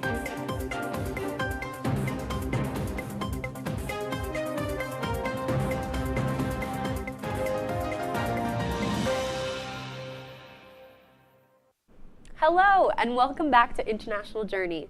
We're here with Cardo. Cardo is an international student from France, and he's telling us all about his life here in Oswego, but also just back in France. And if you're tuning in right now, you're here to learn more about him.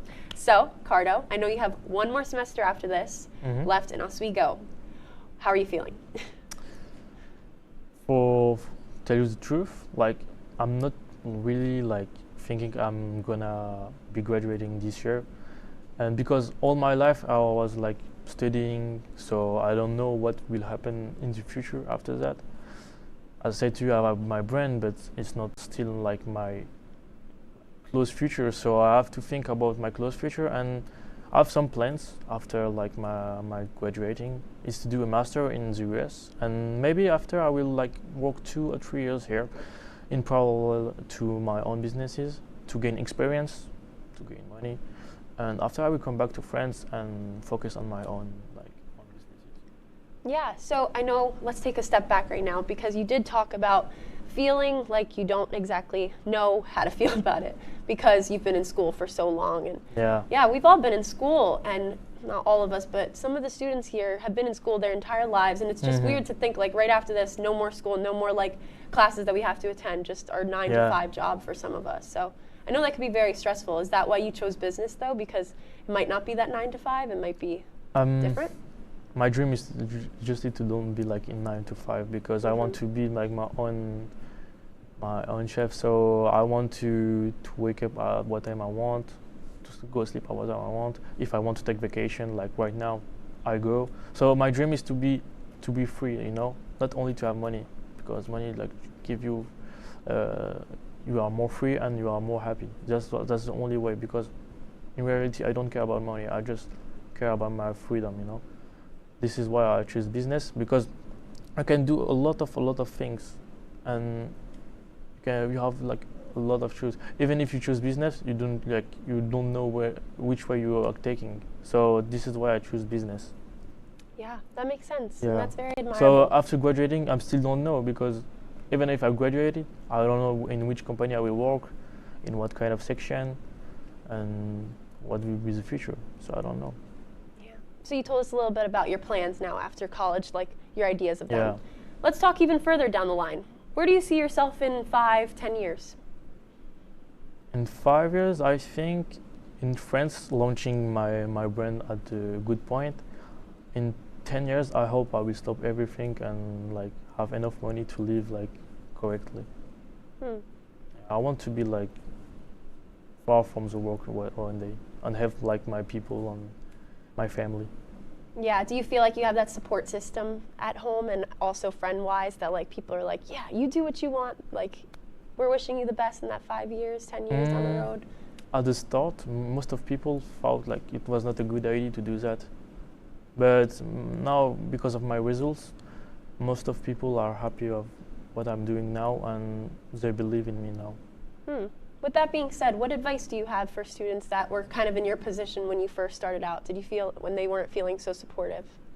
I think they have to remember like that every moment like of the life, you have to focus on it. Like you just don't have to reach your goals. You have also to care about the life you see along the way, and also they have to embrace learning, like foster connections, and create like a journey as rewarding to destination. Yeah, I definitely can hear that.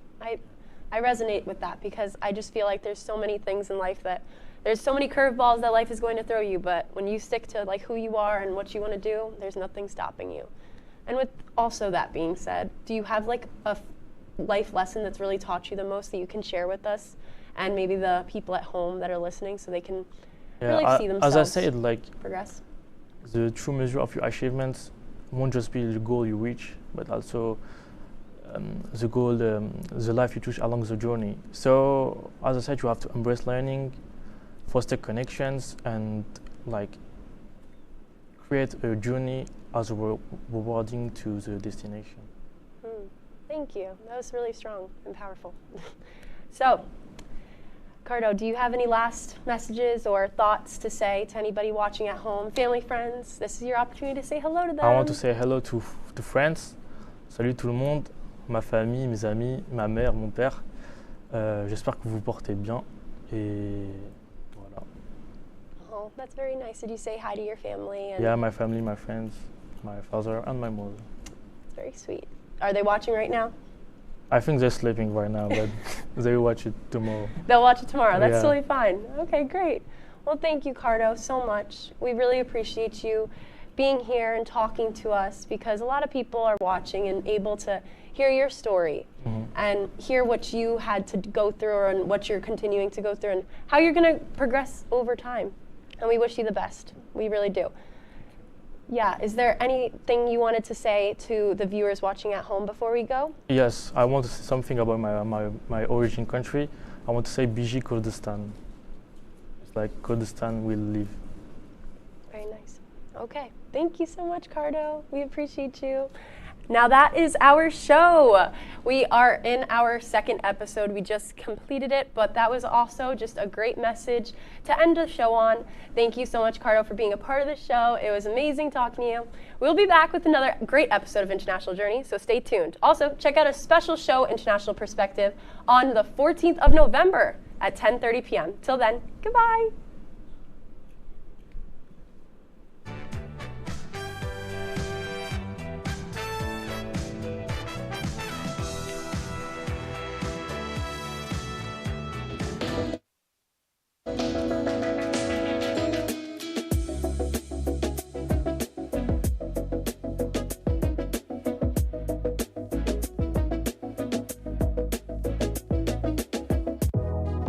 Welcome back to Major Discussions.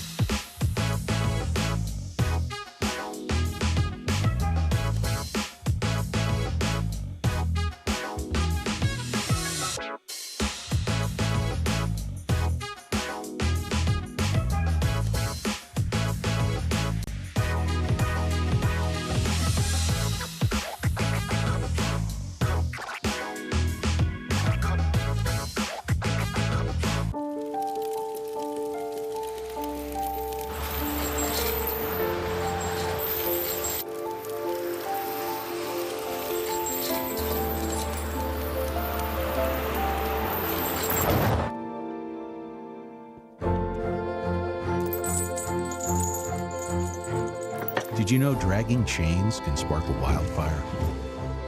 Only you can prevent wildfires.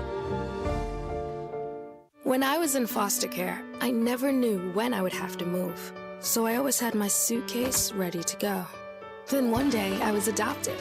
My new parents opened their hearts and home to me. My parents cook my favorite breakfast for me every morning. My parents take me on trips I never thought I would go on. They gave me a home and an even better reason to use that suitcase. My parents aren't perfect, but they're perfect for me. Hey there, I'm Al Roker, class of 76. Yes, way back in 76. Back when the Earth was cooling. You're watching WTOP.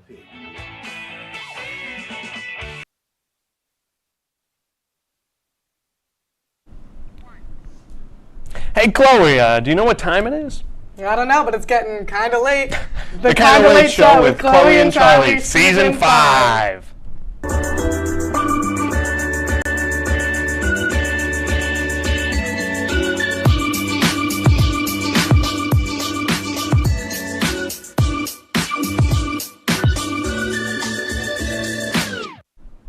I know who that was, but welcome back to the Kinda Late Show. The show where we talk about anything and everything going on in our lives and yours.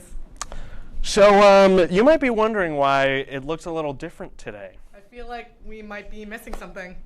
I feel like we're missing that girl in the intro. Unfortunately, we are. If you guys have been watching the Kinda Late Show for a while now, you'll know that my usual co-host is not here. Our beloved Anna is not joining us this season of the Kinda Late Show. That doesn't mean she won't be back, but for now, she is gone. Rest in peace, Miss Anna. You will be missed. You will be missed.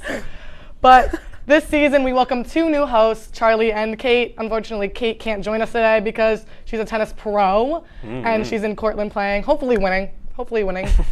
But right now, we are with Charlie. And you guys have met Kate, but I don't think you've ever met Charlie. So Charlie, I'm new here. introduce yourself. So, I'm Charlie. I'm a junior right now, and I'm majoring in broadcasting and mass communications, like most people here. I am vice president of the Oswego Zone Improv. We have a show every Saturday, and it's free. A job? I don't have a job. That's my fun fact. I'm unemployed. What do I like and what do I don't like? That's a great question. I like long walks on the beach. I like hiking. Hiking's fun. Going out in nature. I love clouds. What I don't like? There's not much of that. There's not much I don't like.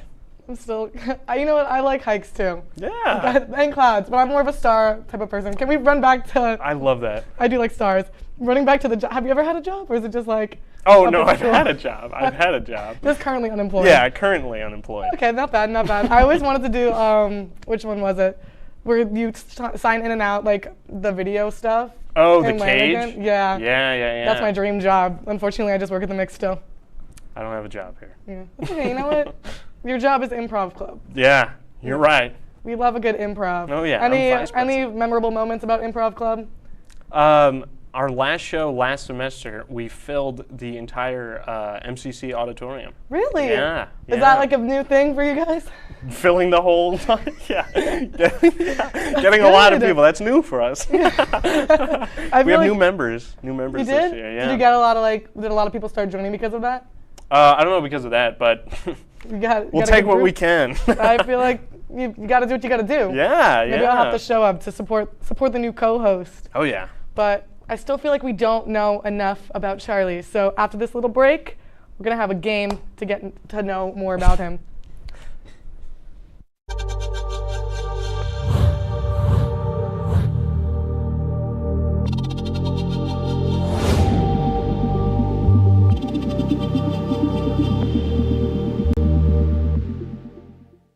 Say, President Stanley, whenever there's bad weather, who would you turn to? I'd turn to Storm Team 10. No, but you've got to say it like this. Storm Team 10. Say it with me.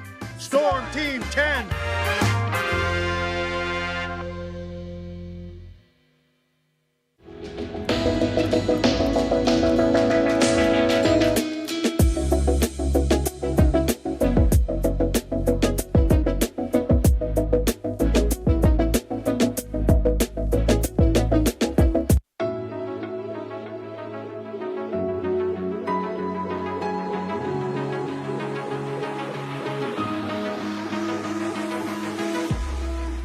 Roll it.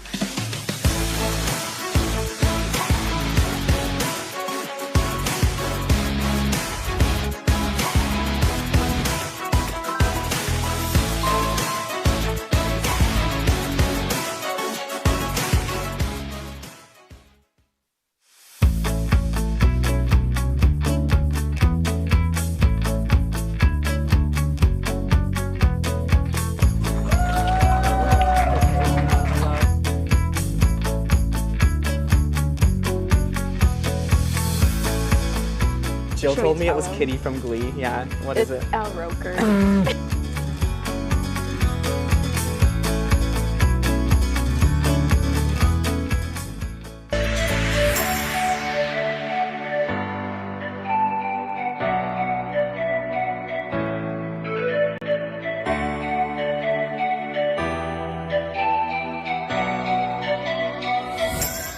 Welcome back to the Kinda Late Show. The show where we talk about anything and everything going on in our lives and yours. So right before the break, we were talking about playing a little game. And I'm pretty sure we played this game before, and I think it was when Kate was on our show. But it's called Two Truths and a Lie. There we go. So what Two Truths and a Lie is, Chloe and I came up with 3 stories about ourselves, but one is a lie, and we have to figure out which is the lie. And last time we played this on the Kinda Late Show, I'm pretty sure I fooled no one. So we'll see if I can trick Charlie today. I'm going first, yeah. all right? Starting off with you. So I have an exclusive Burger King shirt, maybe. I've met Ice-T on a movie set, possibly. And I have a pet chinchilla. So which do you think? Who's Ice-T? Ice-T, the rapper actor. Ice-T. He was on, I forget what show that is. But it was like a criminal show. Oh, is this like your way? So I think that's a truth. I don't think you have a pet chinchilla. Was that right? Yeah. Do you have like a fun little pet? Is that why? Did you like change the animal? Maybe we'll get into that in the future. Oh, no spoilers. Well, what was it like meeting Ice-T? It was kind of cool. He drove up on his Porsche and he's like, "Hello, gentlemen," to me and my brother. Oh, wow. Yeah. Were you on the set for like, were you I was helping. I was a gaffer. Oh. That's what they call it. Yeah, with my brother. It was unofficial though. Oh, okay. Yeah. I won't secrets? spoil what the movie is. Oh, is it not out yet? I don't think so. No, they were filming it this summer. Oh, it was. So you met him recently? Yeah. Wow, you're on a movie set. Movie set, yeah, you know. That's pretty crazy. No I'm big in the deal. presence of a movie star right now. Yeah. Did you get screen time? No. Maybe next time. Yeah, You got him next I'll time. ask. Yeah. I'll call him up. Hey, Ice-T. Ice-T, buddy. When's your next movie? Well, I'll have to just watch the movie so I could see who Ice-T is. Okay. So now it's my turn. My first one is one time I had 4 cats and 2 dogs, and the cats were rescued from under a restaurant, and the dog was thrown out on the highway, and that's how we got him. The second one is I have an older sibling who is 10 years older than me, and the third one is I have never broken a bone. That first one was so long. Right in a Maybe novel it was here. just a whole lie. Yeah, maybe. Just That'd an be a elaborate crazy lie. lie. I have an older sibling who's 10 years older than me. I don't think you have a sibling that's 10 years older than you. What is the lie? Yeah! I'm the oldest sibling, guys. Nice. I made it out the womb first. I'm the youngest. Really? Yeah. I beat my brother by a minute. Wow. Oh, so you're like a twin? Right. Yeah. That's what that would. Is it fraternal or? Yeah, it's a guy. Oh. He actually goes to school here now. Really? Yeah, he lives in Waterbury. Wow. Yeah. Sometimes I'll see him walking on campus, and I'm like, "What's up, buddy?" And I'll walk with him. My parents said my one rule was that I have to drive him places because he doesn't have a car. That'll do it. That'll do it. Yeah, he was a transfer, and I've also never broken a bone. So, like, that's the truth. Never broken a bone. Yeah, And then, yeah. I did. I had a dog. His name was Lucky because he was thrown out on the highway, and my parents, like, scooped him up. Oh, nice. Well, it was my, yeah. Did they long see story the short. dog, like, I don't really know the whole story. Okay. But I think it was, like, my grandpa who took him in. And then it Okay. got passed around. All But right. then, yeah. All right. So my next one, I've been to Canada. Okay. I've taken pictures with people because they think I look like Jack Harlow. And I cried almost every day of elementary school. I think you've never been to Canada. You're right about that. No, Never been you to were Canada. Just too specific that I because I know you definitely have been mistaken for like a rapper or like specifically Jack Harlow. Marv, I get Marv from Marv? Home Alone. Oh yeah. Yeah. I just feel like you probably would. Yeah. Like you'd be a crier. Basically every day. And then since then, never cried. Really? I've cried myself out. Really? Yeah. Like you just stopped at elementary. You hit middle school and you're like, I'm done. Oh, I'm done Get with tapped that. out. Whew, can't take it anymore. Have you been to any country outside the U.S.? I went to Norway this summer. Oh, you told me that. Yeah, well, that was during the... oh, it was during the pre-pro, guys. Didn't count. We actually don't speak to each other before the show starts. I actually don't know who this is. Yeah, I've been to Canada. I saw... No, you haven't been to You've been to Norway? Oh, that's what I meant. I was like, it's all truth? Yeah, no. I haven't been to Canada. I want to go. I want to see like Niagara Falls and Toronto. You know, the classics. I went to the U.S. side of Niagara Falls, but I heard the Canada side's better. Maybe this. Now I have a passport, so I can go there legally. Isn't it all the same? I don't know. Maybe it's like a different view. Oh. I'll get to experience It's from what the it's other like. side, I Yeah. guess. You see the waterfall from a different angle. Okay. All right, my turn. Ooh. I brought a container of worms to elementary school. What? For show and tell, I brought a Furby, and it just kept going off for the rest of the time. So we had to stick it in my backpack to shut it up. And I've never been to a concert. I think the worms is not real.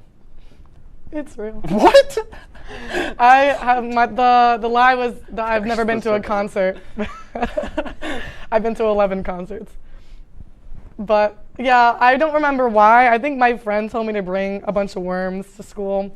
So I dug them up in my backyard. There was actually like a little indent by my shed for a while of just from me looking for worms. And then I did accidentally leave them out in the sun. Wait, so why did you bring worms? I don't remember. Was it like a project or something? No, it was entertainment. Oh. It was like recess. Were you eating if the I worms? remember, I was eating? Were you eating the worms? No. Oh, okay. No, I said they burned in the sun and they crisped up outside in my backyard. Like worm jerky. maybe one day. And then what was it? The Furby one? That was a traumatic experience for me as a kid. I think I remember that. You said that in our public speaking class. Really? Did I? Yeah, it just kept going off, and like I was just traumatized from this. What is it? It was like pink and blue, and it just kept going off. And my teacher was like, I shoved it in the bottom of my bag, and I was like, this is so upsetting. All right. So my next ones are Chex Mix follows me on Instagram. My pet gerbils ate each other, and I hate the rain. Okay, well, I think the story, I think the second one is true because you wouldn't tell me who your pets were, so I think your gerbils ate each other, gave yourself away. Chex Mix follows me on Instagram. That's kind of funny if they do, so I think that's the truth. You don't hate the rain. I think you love the rain. I love the rain. It runs back to the cloud thing. You like the clouds, Yeah, you like the rain. the rain, yes. Okay, what happened with the gerbils? Explain that to me. So, when I was younger, I had gerbils in mine and my brother's room. I love the rain. And they just, one day, well, they had babies, and they ate the babies, and then they ate each other. No. Yeah, so we didn't have gerbils after that. Did they like both eat each other, or did one win? I think one won, and then it died. I think that's like their thing. I think gerbils just eat each other. Oh my. It's crazy. I don't know. That's so traumatizing. Yeah. I would think I would cry. Was that the last time you cried? Was that like your top out? That was it. You watched the gerbils like eat each other, then you're Enough. like, no more crying. Can't take it anymore. Why does Chex Mix follow you on Instagram? Why do they follow me? Yeah. So in like middle school, I put on notifications for them, and then I just commented every single time they posted, and then they're like, this is the #1 fan. And then they followed me. What's your favorite Chex Mix? Cheddar.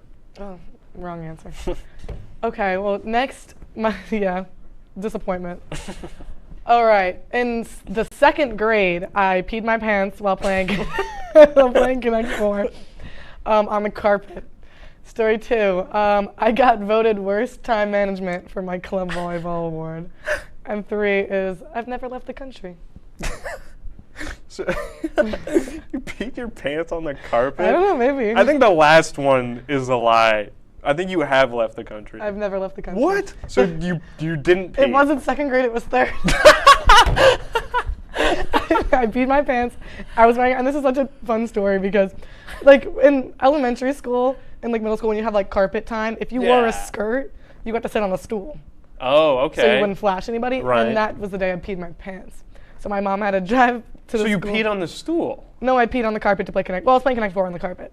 But like, hang on, it'll make sense in a minute. So my mom had to drop me off like pants because I peed mine. Right. And then I sat on the stool, and then I realized I couldn't sit on the stool anymore because I had pants and not a skirt, and it was really upsetting for me. Yeah, and then I did get voted worst time management for volleyball because I don't know how to manage my time. As I was late today I was 5 minutes late. I believe that. Because I was taking a nap. And I've never left the country. I think I'm leaving the country this winter, though. Oh. Which will be fun, the first time ever. Where are you going? I don't care. I don't remember. So my next one is I was stuck on the desert for a few hours with my family. Okay. Burger King follows me on Twitter, or I have skydived. Ooh, this is a good one. Yeah. I might get this one wrong. Mm-hmm. I think maybe it wasn't a few hours. I feel like the Burger King would follow you because you have the shirt. Yeah. So I feel like somehow that like correlates with each other. So I'm gonna say that's a fact. Okay. I skydived. I feel like you'd be the one to have a fear of heights. You look like you'd be scared of ladders, but also you look like you'd be adventurous.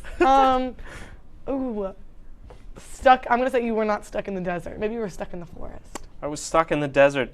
I've never skydived. I am afraid of heights. You were right. Bro, I just read minds. I went to the Grand Canyon. Who could not do that? Not My again. legs were shaking the whole time. Yeah. Too much for you? Yeah. Thought you liked yeah. hiking. What happened? No. That's different. That's different. Hiking in a forest versus hiking in the Grand Canyon. Woo! Yeah, I went hiking in Arizona.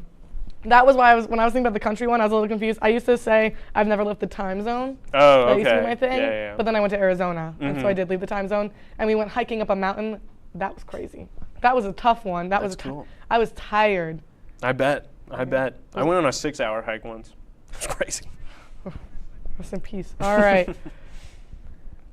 I got stranded in Oswego during Harborfest because my car broke down. Oh. One time, I put the wrong routing number for my direct deposit at my job and lost my first paycheck, which was almost $700. And my favorite color is purple. Oh my God. What? I hope the second one is false, but I think it's true. So I'm going to go with your favorite color is not purple. That is true. Oh, the second one is a lie. Oh. I didn't lose my paycheck. I did put the wrong routing number. Just did it not go through at all? I was able to get it back. Oh, like okay. they did some magic. My HR manager typed up some magic, and I got my paycheck, guys. Don't worry. That's scary, though. Oh, I was Jeez. scared. I like talked to my manager, and I was like, hey, like, I didn't get paid yesterday, and he was like, what? And he looked at my like stats. He's like, it says it went through, and I was like, it's not in my bank. Did the person get to keep your money? I don't know. Did they like? No one ever. I think I gave because like when I looked up the routing number for my direct deposit, I think I put in the wrong bank. Oh. So I don't know what happened if they got the money. Someone might have been $700 richer. Who knows? You never know. But and my favorite color. That's why the show is like purple. Oh. Come okay. on. Okay. Like. Right. How could I know? What's your favorite color? Blue. Oh. Yeah, it's classic like blue. The Kind of Late Show. The Kind of Late Show. Purple and blue. But yeah, I feel like I now know so much more about you, and now our viewers do too. But don't worry, we have one more game to play that might change how you think of me, so stay tuned.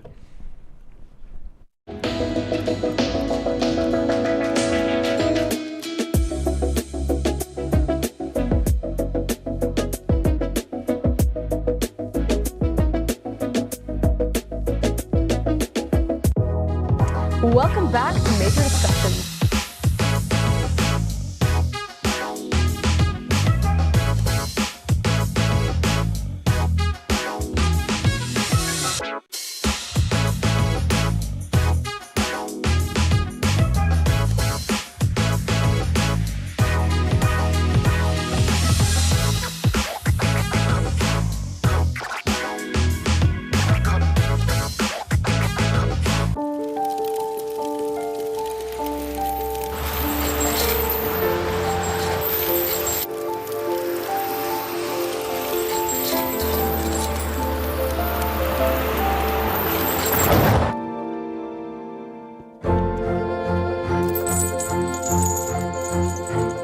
Did you know dragging chains can spark a wildfire?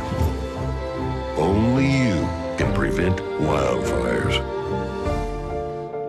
When I was in foster care, I never knew when I would have to move. So I always had my suitcase ready to go. Then one day I was adopted. My new parents opened their hearts and home to me. My parents cook my favorite breakfast for me every morning. My parents take me on trips I never thought I would go on. They gave me a home and an even better reason to use that suitcase. My parents aren't perfect, but they're perfect for me. Hey there, I'm Al Roker, class of 76. Yes, way back in 76. Back when the earth was cooling. You're watching WTOP. Welcome back to the Kind of Late Show. The show where we talk about anything and everything going on in our lives and yours. There's one show that the Kind of Late Show is known for playing. One show. There's one game that the Kind of Late Show is known for playing, and that is This or That. And if you really don't know how to play this or that by now, then I don't know what to tell you because I can't keep explaining it to you guys. I'll do it. If you don't know this or that, we have to choose between two different things and hope that our opinions don't end the show completely. So let's get right into it. All right, to start off. With a classic, hot dogs or hamburgers? I'd have to go with a good hamburger. Okay, okay. What are your thoughts? I could always eat a hot dog. I like a barbecue, you know. I always smell a hot dog. I'm like, I could eat that. But at a barbecue and you smell the burger, that's not where your mind goes to? But like if I smell burgers or hot dogs, I smell burgers all the time. There's always a burger. Once a day, there's got to be a burger around campus. Yeah, Crossroads. But a hot dog is far and few between. So I got to get a hot dog when I can. Are you like mustard or ketchup though? No, just plain hot dog. Yeah. Wow. No, I'm a mustard. If I'm gonna have a hot dog, it's gonna be with mustard. Okay. But I won't have ketchup on my burger. What is Texas Hots? Whoa, I'm getting word. What is Texas Hots? Please explain to me. What a Texas. It's okay. It's like a chili dog. Okay, it's like a chili dog. I've never had a chili dog. Never had a chili dog either. But it reminds me of Sonic the Hedgehog. So what? Yeah, I loved Sonic as a kid. You were I definitely used to play that game. There was like a There's a ton of Sonic games. It's the Hedgehog. I don't remember. It was like you had to collect the rings. All the games? Every single one of them? All right. Next, moving on because I can't think of the game. How do you feel about socks and sandals? Like, yes or no, like, should sandals be worn with socks or just have the dogs out? Because it's very controversial. That is a controversial one. Like, would you hate someone for wearing socks with sandals? Okay, it depends. Because if you're at the beach with socks and sandals on, that's a no-no. Not the sand between your socks? The sands and the socks? God. But just walking around, I think it's fine. Okay. What about you? I agree with the beach. My friend one time pulled up with socks at the beach, took a picture right away, and went, "You're not getting away with this." You can't. I used to be a avid socks and sandal hater. But really? Yeah, like it's been like recently where I've been like, yeah, I'll pull up with some sandals and some socks on. Like when I go to practice, I stopped rocking with the Crocs and I started rocking with the sandals. Nice. The Birks and the socks. Okay. But I'll keep them with I'll have them with the dogs. Okay. All right. Well, what about the fall holidays? Halloween or Thanksgiving? I gotta go with the classic Halloween. Okay. Just because you dress up, you have like a reason. Scary movies. What? Thanksgiving. What are you watching? Charlie Brown? Yes, I love Charlie Brown. What? Whoa! Yeah, I got Snoopy right there. With Snoopy on a shirt. Okay. Do you not like Charlie Brown? Oh my. I can't say I don't dislike Charlie Brown. It's just not like I'm not like, oh, Charlie Brown. It's a tradition with my family. Really? Yeah. Are you a Thanksgiving person? Am I a what person? Thanksgiving. Yeah, I love Thanksgiving. More Wear a than nice Halloween, sweater. Though? I kind of like it more than Halloween because I don't go out on Halloween. I don't do anything. I dress up. I can't disclose that information on air. But I love eating that turkey, mashed potatoes and gravy. It's delicious. You know what? You're right about that. The food is what gets it good. Yeah. But Halloween, making those cookies with the little pictures in them, and then getting all the sugar. You can do that at any holiday. Yeah, but you have a reason to do it now. I guess. Okay. We're going basic here. Going to the roots. Cats or dogs? Okay. I'm more of a dog person. Okay. Yeah. I can't hate on that. I do love dogs, but I love cats more. Okay. I don't hate cats either, but Look, see? Look at that face and tell me you hate cats right now. I didn't Look say her in the I eyes hate and cats. tell her you hate her. Did I say I hate cats? That's my cat, Tiger Lily. I miss her so much. Tiger Lily. Wow, what a name. Okay, I wanted to name her Ash, and my mom said no. And she was like, no. But she was fine with Tiger Lily? Yeah, it's because she said Ash sounded too much like a boy name. Oh. And I was like, but she's ash colored. Right. And she says I could change the name every time I use it against her because my cat doesn't respond to a name.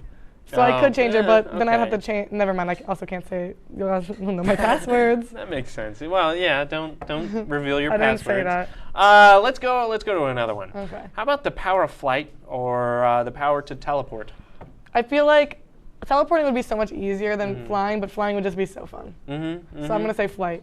I say teleport. Really? Just get there? Yeah. I mean, you can see the views. If like you can teleport in the air, be like, whoa. Yeah, fall. And I see the skydive. What happened to the heights? Okay, but I can teleport, so I can just teleport right down. Okay. Yeah. So. What if like one time you just malfunctioned and then you just? Well, I hope it doesn't do that. Yeah, what if you malfunction while flying? How fast am I flying though? You can fly as fast as you want. So then There's no it's limit. practically teleportation at that point. No. But with the fun wind and I guess it messes up your hair too. Yeah, the wind in a car. If you roll down a window, it's just. Well, Kinda but don't it'd like be it. so fun, and then people will be like, "It's a bird." No, it's just someone flying. Wouldn't it be funnier to just like teleport out of there? It would definitely help, but. Be like, hey guys, I gotta go. Boop, and then you're gone. And then you get there on time. I get it. I get it. Whatever. Whatever. Okay. Let's see. Out of the 2 seasons of the fall semester, do you like the fall-winter combo? That's like October, November, December, or do you like the summer-fall combo of August, September, and then like the beginning of October? I like October, November, December because So it's got the holidays and the cold weather, of course, and the leaves are changing. They look beautiful. You can get that in the warm weather at the end of October or beginning of October. Not really. Maybe like a Are the good leaves really mid-October. changing now? It's the beginning of October. They're not changing. Yeah, Not that's yet. what I thought. But I it's like the like- cold. I like Wearing the warm. sweaters, jeans. I like jeans. But then I'm like sweating. I'm sweating right now. I shouldn't have worn a sweater. I'm wearing short sleeves and shorts, and I hate it. I hate wearing short sleeves. Really? Yeah. No, I would totally choose to wear like something like short sleeved over long sleeve. Then you Alright. could just pop on a sweatshirt if I'm getting chilly. True. So I'm gonna go a little bit controversial here. Charlie or Anna? Oh my gosh. Yeah. Why would you do this to me? I gotta make you choose. What am I supposed to say? Do I have to diss my girl like that? Hey, I'm just asking the question. You can answer however you'd like. Oh my gosh. What if I just, do I have to, this might be the first this or that I can't answer. I'm going to go since we're on air. Why would I diss my new co-host? Are you going to leave the show if I say it, Anna? I'll never tell. You won't see him next week. That's for sure. But that's my girl. We started the show together, my twin. Okay. I live with her too. Well, she's going to come into my room after watching the episode and bang on my door and probably kick me out the house. I'll allow it. Okay. I'll let you choose. I don't know. I mean, I guess. Oh. For now, this is your first episode, Anna. Okay. Are you gonna make that up though? Make it up to me. Prove Yeah, that yeah, you're the better I'll host. prove. This I'll entire prove. season Yeah. is actually just a test to see if Charlie's worth it. Yeah. Okay, moving on. Since we're both from Long Island, do you prefer Oswego or Long Island, or upstate? I'll give it not just Oswego. I'll give it. Let's go stretch out to like Syracuse. I Maybe like if I Long learn that Island. too. Long Island. I'll have to agree with you on that. I was gonna answer right away, but then you kept talking. Oh. Sorry. I had a fast answer to that one. Long Island. Nah. I'm from there. Yeah, born and raised. Yeah, born and raised. Gotta love it. I used to not like it, and then I came here. And now I love it. Every time I go home, I'm like, don't make me go back, please. You got the beaches, you got the warm weather, Yeah, you got yeah. everything around you. Yeah. Oswego, Yeah. where's the Chipotle? Exactly. I love Chipotle. Gosh, a 45-minute drive all the way to Liverpool. For what? For Chipotle. For little beans. I put extra beans on my I don't like Chipotle. beans. Not a bean guy. So, a little controversial again. Kind of Late Show or the interview show? Obviously, the Kind of Late Show. I did do I'll give him this. I was on this before. Actually, I wasn't saying anything before the show, but I did a little look at the interview show, and it was kind of low-key funny. If you want to check it out, I guess. But it out. I'm gonna have to go with the Kind of Late Show. First off, we've been running longer than you guys. Huh? Okay. Gotcha. That makes sense. Whatever. Whatever. What do you got to say? Well, I created the interview show with It's like we're just gonna have to my agree 2 to other disagree. friends. So, now you get to co-host with me. Whatever. Oh, someone has something to say? Oh, one of your. Oh, TV yeah, shows. yeah, yeah, Okay, yeah. well, whatever. It seems like that's all we have time for this episode. Remember, you can follow us on Instagram at WTOP Kinda Late Show, and there you can follow.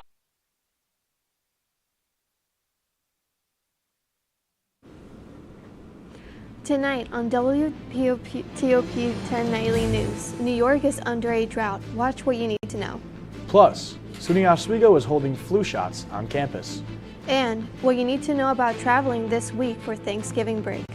WTOP-10 Nightly News starts now.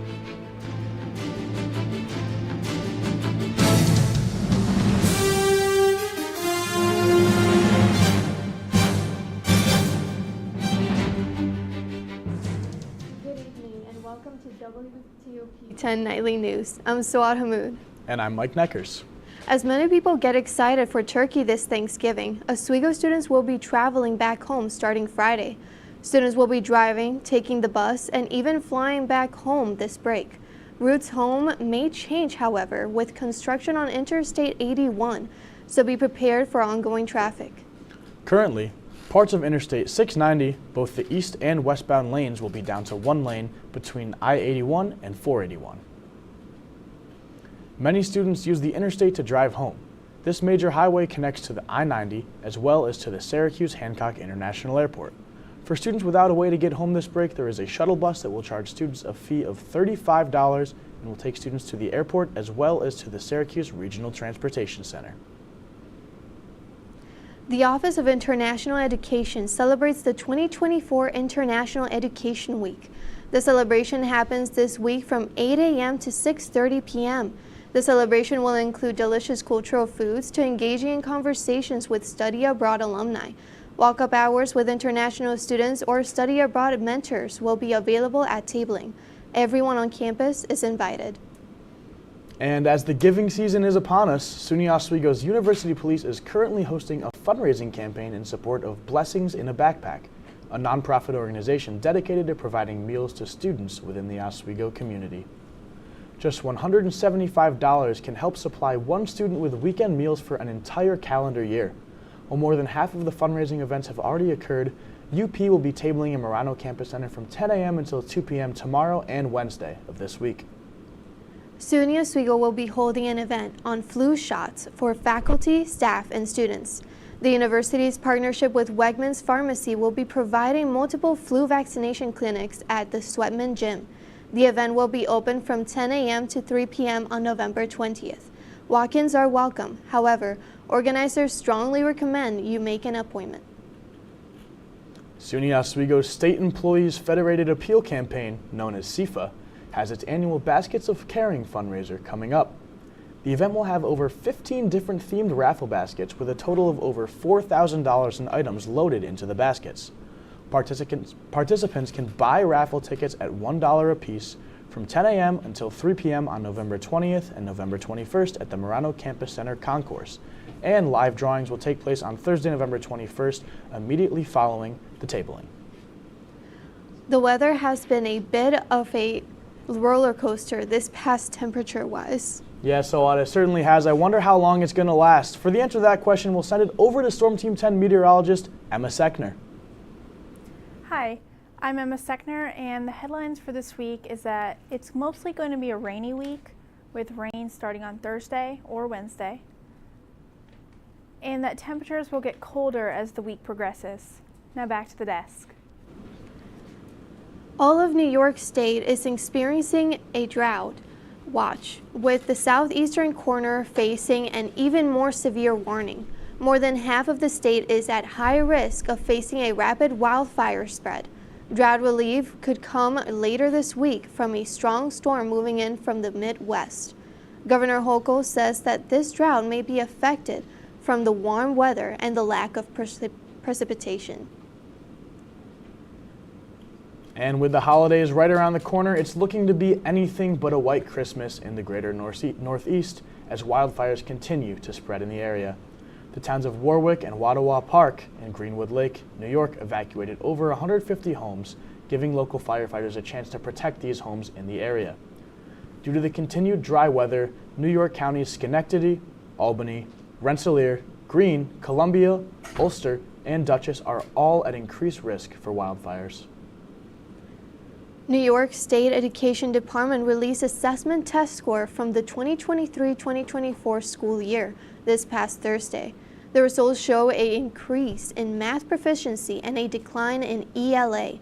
Statewide, 54% of students tested proficient in math last year, up 2 percentage points from the previous year. A total of 46% were proficient in ELA, down 2 percentage points in comparison to the year prior. Coming up on WTOP-10 Nightly News, more information on the effects of a tropical storm in Honduras. Plus, more information on a plane crash in Pennsylvania.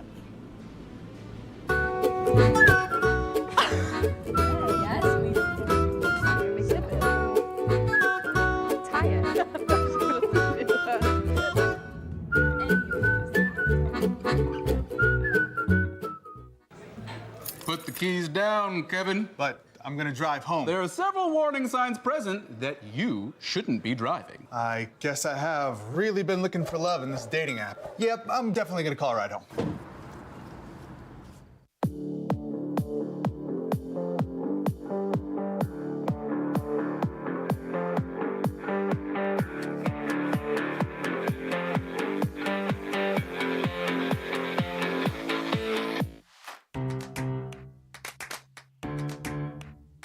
We'll deep dive into our feelings in our Real Talk segment. Stay tuned because it's about to get real.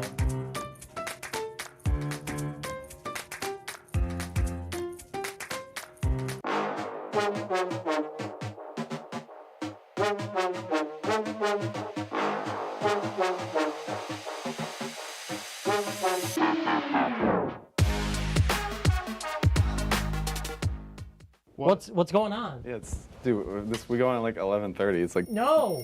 What do you mean no? It's 10:30. 10:30? Yeah, it's 10:30. What do you mean it's 10:30? Hey, don't touch that. That's my ladder. Hey, man. Whoa. You know this book was already discounted 10%? Wow. Get a close up with that one. Matthew, Broadcast news. look at that. Can we go back inside? I want to sleep in the studio again.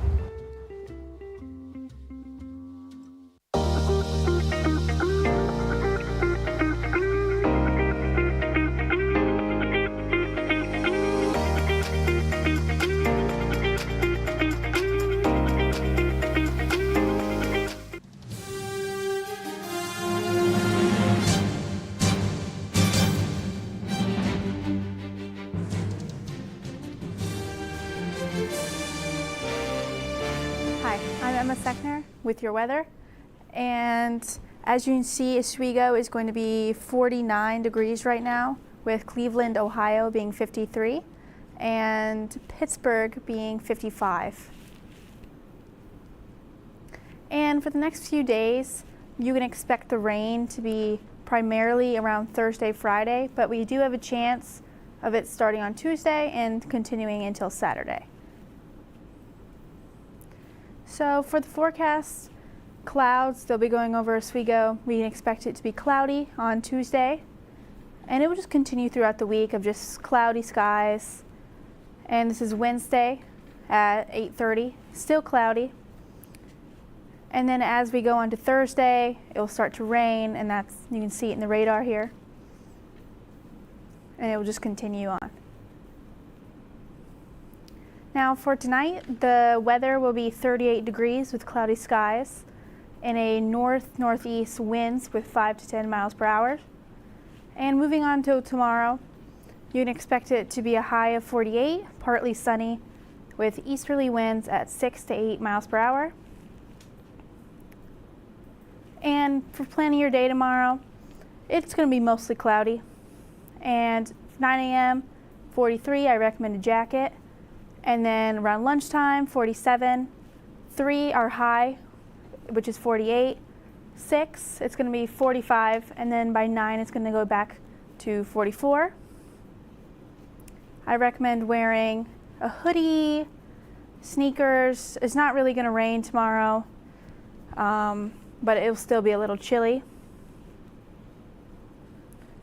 For this week, you can expect Tuesday, high of 48. Wednesday, it might rain. There's a 20 to 30% chance. 54 is the high and the low is 41.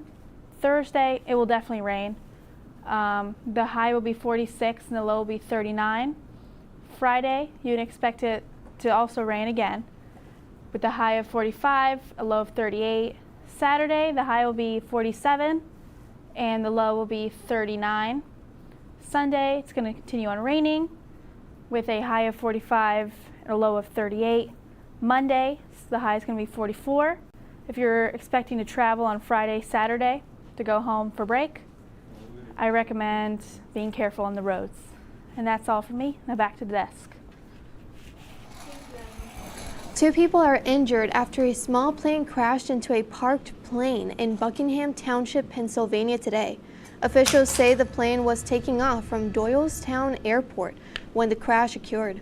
No one was inside the parked plane at the time of the incident. Authorities say 2 people inside the moving plane were taken to the hospital for evaluation. The FAA is investigating. And a school bus crash in Nevada injured the driver and 6 children this morning. Las Vegas police say the accident happened after 6 a.m. where it is said a white car driven by a suspected drunk driver ran a stop sign.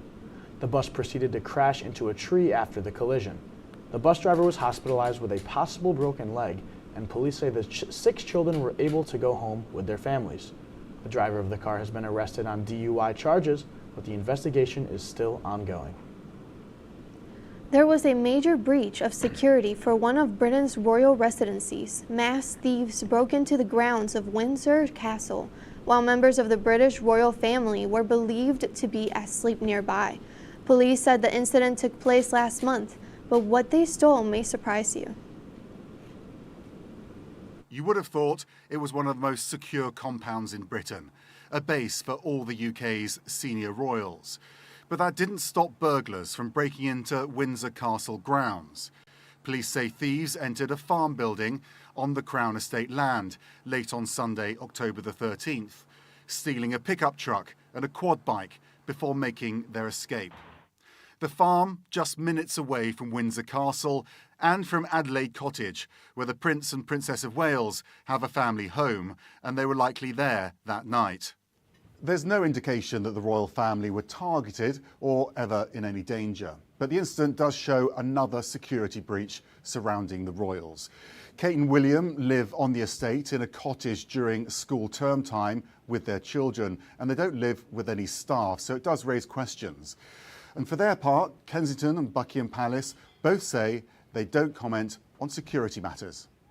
The break-in just days before King Charles and Queen Camilla's long flight to visit Australia and Samoa.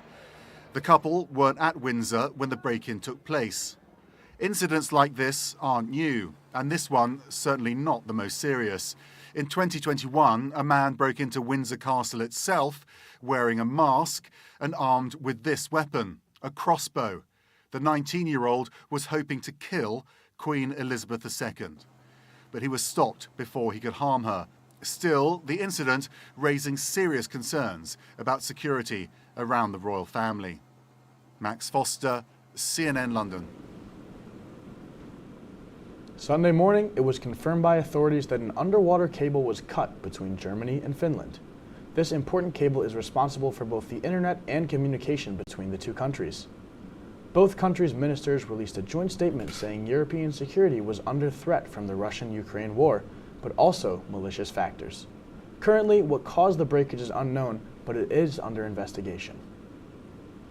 200 people are dead in Honduras, and almost 120,000 people are affected after Tropical Storm Sarah ravages the area. Authorities so far say 4 people have been injured, and other 7,000 people have been rescued, also leaving 200 homes destroyed and over 3,000 homes have been damaged. Currently, experts say Tropical Storm Sarah should weaken in the Gulf of Mexico, but states such as Florida should prepare for high winds. Coming up later tonight, why is sitting so much bad for you? And McDonald's is trying to make a comeback.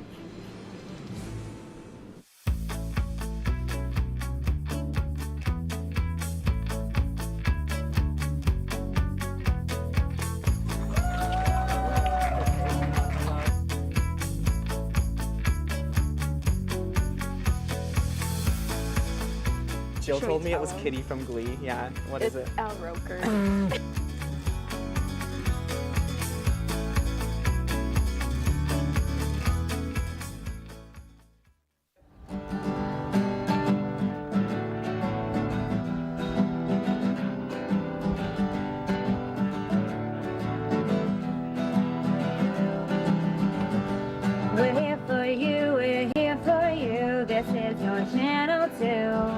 with sports and news and what to do. We're here for you. It's your TV, you're watching WTOP. Your TV, thanks for watching WTOP.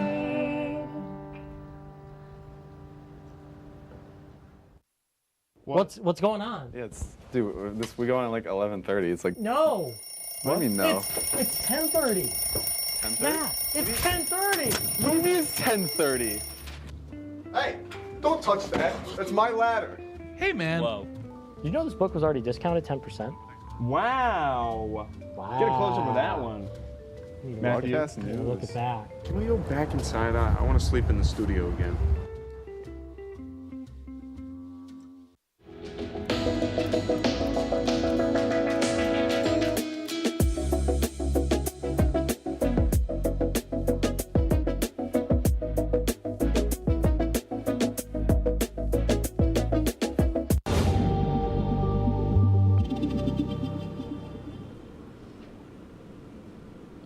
Welcome back to WTOP-10 Nightly News.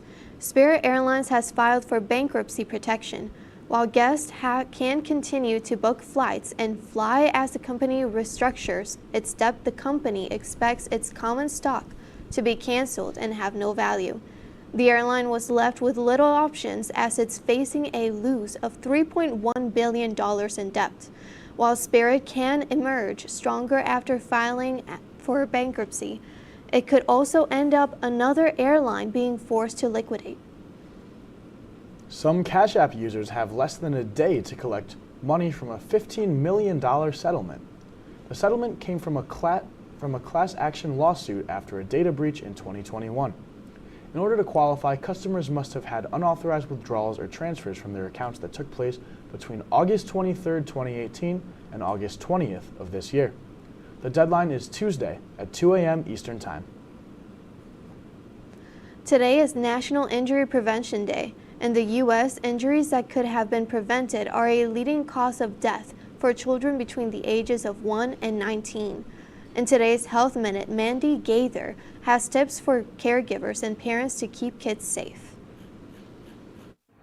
From car crashes to firearms, drownings, and unsafe sleep spaces, unintentional injuries are killing U.S. children. These deaths are preventable. They don't need to happen. Pediatric emergency medicine Dr. Manisha Agarwal with Children's Healthcare of Atlanta says parents can help prevent some of the main dangers children face. For babies, make sure they sleep on their back, alone in a clear crib to lower suffocation risk. Once kids are older, drowning becomes a leading cause of death. Agarwal says to make sure children can't access water while unsupervised. So making sure you have good pool fences, that you're using life jackets when you're out on natural bodies of water. Ingestions are also a concern for young children. Agarwal says to keep button batteries and other small items out of a child's reach so they don't end up in their mouth. Car crashes are also a leading cause of death. She says to make sure children are in the seat recommended for their age and size and make sure all seats are properly installed. The next concern, firearms. It's really important that if you have a gun in your home, that you keep it away from your child, that you store it safely, that you lock it up and make sure that your child cannot access it. Finally, Agarwal says to make sure your child wears a helmet on things like bikes and scooters and it fits and is worn properly. For Health Minute, I'm Mandy Gaither. Doctors also say it's important to keep up with products recalls, and continuing to use unsafe products cause unnecessary risks. A new study finds that sitting too much may be linked to heart disease. Researchers looked at data from people wearing an accelerometer and compared their sedentary and active time and found that more sedentary time had a greater risk to cardiovascular diseases like stroke, heart attack, and heart failure in later years. The study says it recommends not sitting more than 10.6 hours in a day. After last month's E. coli outbreak, McDonald's is trying to win back customers. More than 100 people were sickened from the outbreak, which caused sales to nosedive. Now McDonald's is investing $100 million to help get business back on track. The money invested will be going into a new marketing campaign for a new chicken nuggets value meal, while the rest is going to help the franchises that were affected the most by the outbreak.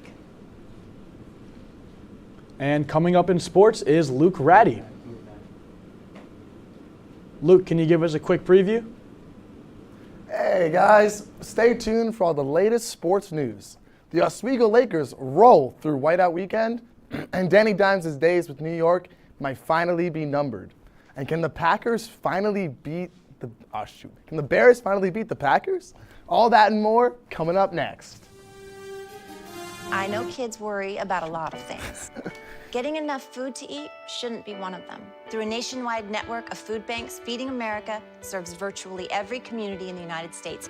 See how you can help your community. Visit feedingamerica.org.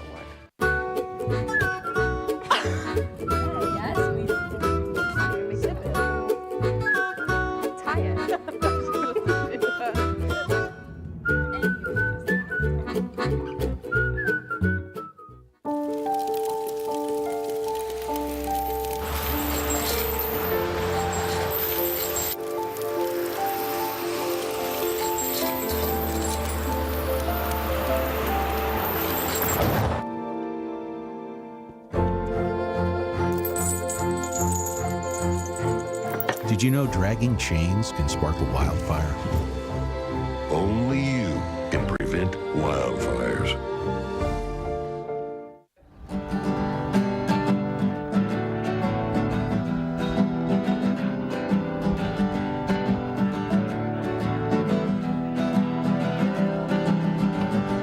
We're here for you, we're here for you. This is your channel 2. With sports and news and what to do, we're here for you. It's your TV, you're watching WTOP. Your TV, thanks for watching WTOP.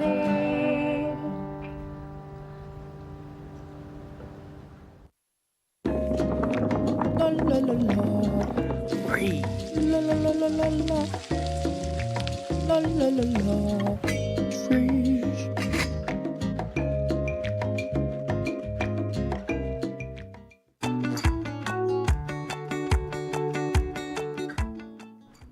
And it could be your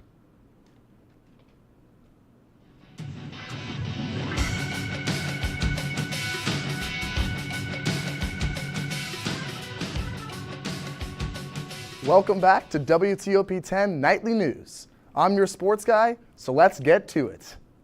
The weekly SUNY Awards for men's hockey has the Lakers written all over it. Oswego teammates Travis Baker, Brandon Milberg, and Jesse Horacek are the SUNY Men's Ice Hockey Athlete of the Week, Goaltender of the Week, and Rookie of the Week, respectfully. Baker and Horacek, who are both freshmen, are having amazing starts to their college careers, while Milberg is doing a nice job replacing former goalie Cal Shell in his sophomore year. Congrats to the players, and here's to more SUNY Award sweeps in the future.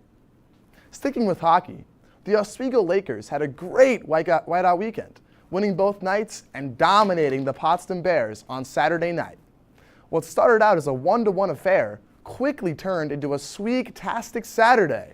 The Lakers would score 2 more goals in the first, add another pair in the second, and ultimately they would come away with an impressive 6-1 victory. Brandon Milberg was also outstanding in the game, recording 15 saves on 16 shots. Next up, the Lakers will host the Buffalo State Bengals Friday, November 22nd at 7 p.m. Moving over to baseball, the Pittsburgh Pirates found something positive in a pretty negative season. Pittsburgh Pirates right-hander Paul Skeens was named the National League's Rookie of the Year on Monday, beating out a loaded field headlined by players like Jackson Merrill and Jackson Churio after posting one of the best rookie campaigns for a pitcher in Major League history. The former #1 draft pick lived up to his name, posting an 11-3 record with a 1.96 ERA in 23 starts across 133 innings. And ending off with football, Danny Dimes is done. The New York Giants have benched Daniel Jones and named Tommy DeVito as their new starting quarterback. Giants coach Brian Daboll announced Monday that the struggling Daniel Jones will be New York's third-string quarterback going forward, behind DeVito and Drew Lock, who will remain in the backup role. Things just haven't worked out for Danny Derps with Big Boo, and it feels like this is the finishing blow on his sad Giants career. The Giants are 2-8. And sticking with football, the Packers taking on the Bears at Soldier Field. Josh Jacobs runs it in for a huge touchdown there to give the Packers the lead later on. Bears need a score to take the lead back. DeAndre Swift says, whatever you can do, I can do better. Takes it all the way down. He's rumbling into the end zone, and he gets in there for 6. A huge play there for the Bears. Moving on, fourth quarter, 3:11 to go. Jordan Love in the pocket, dancing, trying to make something happen out of nothing. And he runs for it from the 14-yard line, dives to the pylon. He would not make it in, stopped just short, but eventually he would push it in himself on a QB sneak. Later on, 4th and 3, game on the line for the Bears. Caleb Williams heaves it up for Roma Dunze, who makes the catch. A huge grab there. And now you're all thinking, oh, the Bears got this, right? All they need is a field goal, no problem. Wrong. Huge block there by the Packers. An impressive play on special teams. They had to have it. A huge block there by Brooks. He gets his hand up, gets a little piece of that football, but that was all it took, and the Packers would find a way to beat the Bears yet again. Stay tuned for more after the break.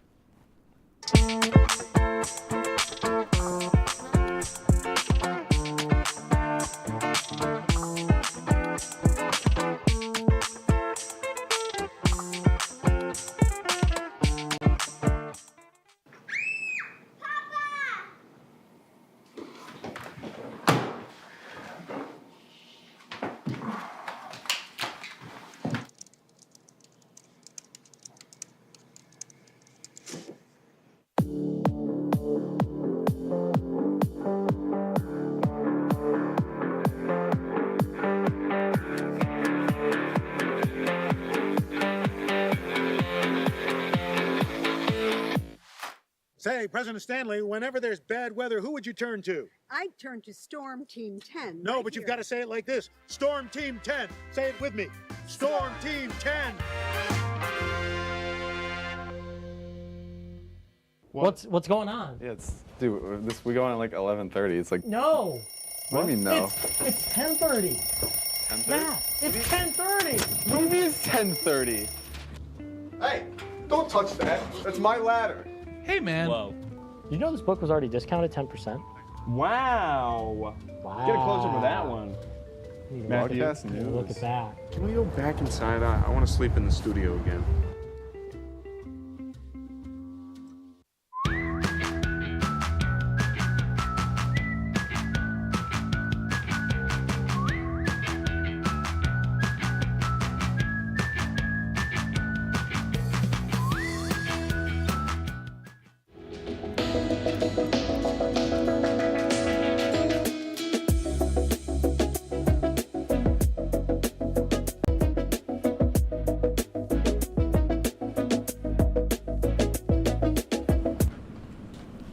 A tortoise is recovering in Arizona after getting a helping hand from first responders. He states fire and medical authority came across a Facebook post about this stranded reptile. It was stuck in a concrete canal. Firefighters responded to the scene to see what they could do. Luckily, a turtle enthusiast was on the site. She took the tortoise to a local rescue facility to get checked out. Which, thank God, because, I love tortoises, and we got to make sure the tortoise is safe. Yeah, it's such a Gotta great keep it story. protected. I mean, a really good message there, saving the tortoise, and hopefully he can live a nice long life, Dude, right? I mean, I want my own pet tortoise now. I had a pet gecko for a little bit, but he Oh, died. that's awesome. So, yeah. Well, Luke, why don't you give us a final wrap-up on sports this weekend? Oh, of course, yes, I can totally do that for you, Mike. See, tonight the Dallas Cowboys are playing the Houston Texans, and that game's already going on right now. So I don't know what you guys are still doing here. You should go watch that game right now. It's going to be great. Well, as a Cowboys fan, I'm really excited, but that's going to be it for our report for tonight. Be sure to stay tuned for Laker Connections. Thank you for watching, everyone. Bye. Bye. Patsy, we overslept!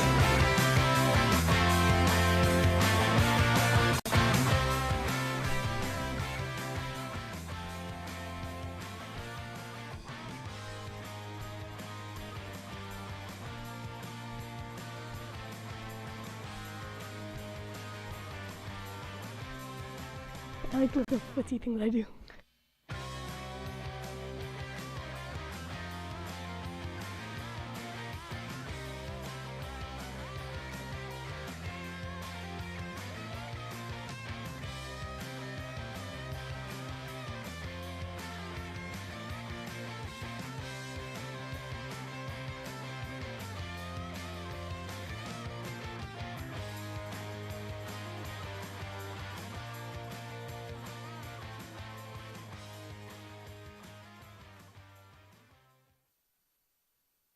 No, in the studio. In 2 pairs of PJs. Overslept is here. Happy holidays! Overslept! Hello. Hi! Welcome to Overslept, our all-women's show, where we promote all things women, such as the different organizations and events happening on campus. Girl, you can't let them know it's scripted. You can't. I thought it was the both of us. Okay. Now, before we get started with our scheduled programming, let's start dressing to impress. Take a look at our PJs today. Aren't you a gift today? We got a little thing for it. We have a thing. Dressing to impress. Dressing to impress. In VTR B, VTR A. Maybe? No? Okay. Look at our PJs. There it is!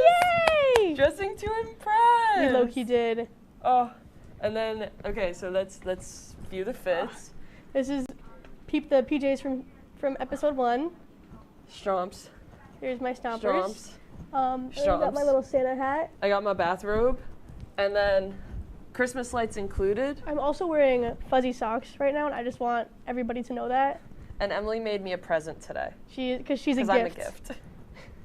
And I love your presence here. Thank you. All right, so now we're going to interview some crew members today. Emily, who are we interviewing? We're interviewing Kayla Moore, our graphics operator, and Chloe Sienna, our technical director. So if you guys want to Can we have a round of applause? Come out here. Yay! Hi, friends. Oh, my beautiful. Come on over. Come take a seat. Oh. Here, wait. We got time. Sit. You come to this side of me. Okay. Here, I'll sit up here. No, you girl, you sit. You're a guest. You're a guest. Do you want the? Yes. Okay, so we have a couple questions for you guys. Okay. I'll start off with Kayla here. What is your favorite Christmas movie? This is a little basic, but Polar Express. I love Underrated. the Polar Express. Okay, that movie low-key scared me as a kid. I think as a kid I was experiencing Uncanny Valley for the first time. Yeah, and the animation. The fact that Tom Hanks was He was the controls. Yeah. I know exactly what you're talking about. He was also Santa. He was everyone. He was every character besides voice. He was the model, the movement and the model, and that I'm in all of the almost a ping pong ball type of deal. Yeah. I remember that. Him playing a little girl just makes me really uncomfortable. I don't know. Okay, anyways, Chloe, what's your favorite? Mine's also Polar Express because hear me out though. It reminds me of being in 3rd grade and then sitting and having hot chocolate and cookies. And your entire class is just sitting on the carpet. Did we all watch it? Yeah, the last day of school before winter break. I was sick for 3 different years we were doing it in elementary school, That's so I so never got to unfortunate. watch it. So I have not beef, but personal sadness surrounding the Polar Express. Did we all watch Polar Express in 3rd grade? Yes. Probably.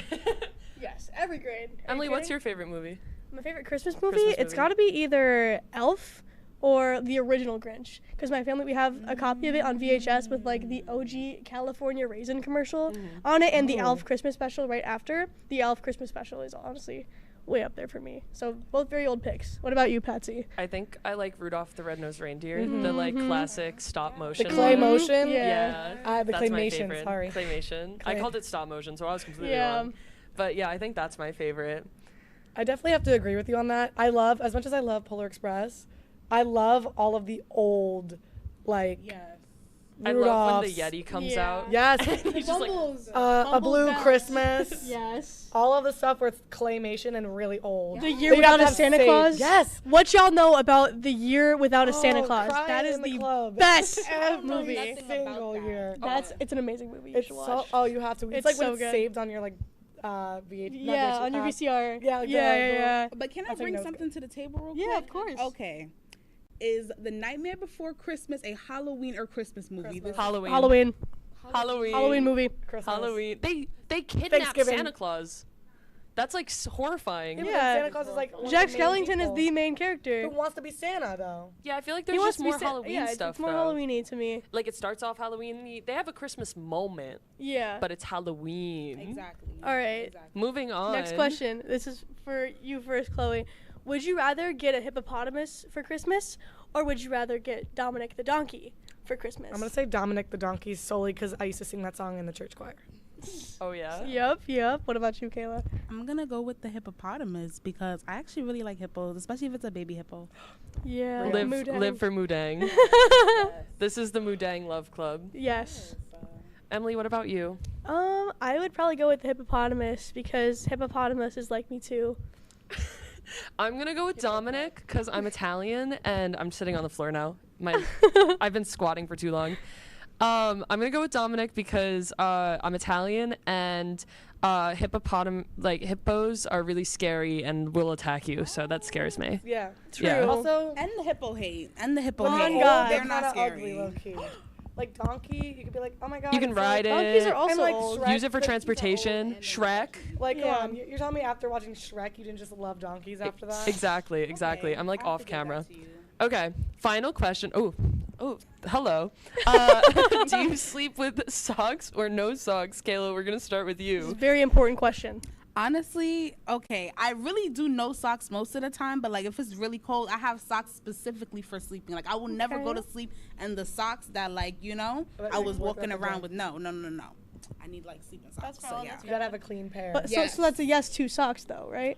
No, it's a no to socks because 80% of the time I'm sleeping with no socks, so no socks. She has specific socks for sleeping. Exactly. What about you? I'm a sock hater. I've always hated socks. I used to hate them as a kid too, just like wearing them for real. So I will never have covered feet. Do your feet get sweaty? Is that why? No, I don't even have sweaty feet. You don't have sweaty feet? I just have like, I don't like the seams on socks a lot, and so as a kid I hated it, and I also hate thick socks. Have you thought about turning them inside out? One of my like good Yeah, but then you friends from step home on the does that. seam. Yeah. Thing. No. Too much. I'm a sock lover. You will always catch me sleeping with my socks on because if then like my foot sticks out of the blanket, then like that's the best feeling ever. Then the monsters are gonna come get me. So if my socks are on, then like who is gonna feel it? The monsters are gonna come. Nobody. Get you Like no matter what. I won't know that my foot is They'll exposed. Get you socks or no There's socks. monsters there, they're just there. No. I personally, they're grabbing my toes. Socks on the phone. I personally have no real opinion on socks, and with that, I think we're gonna go to break soon. Don't go anywhere because after the break, we're gonna have the Girl Talk Block.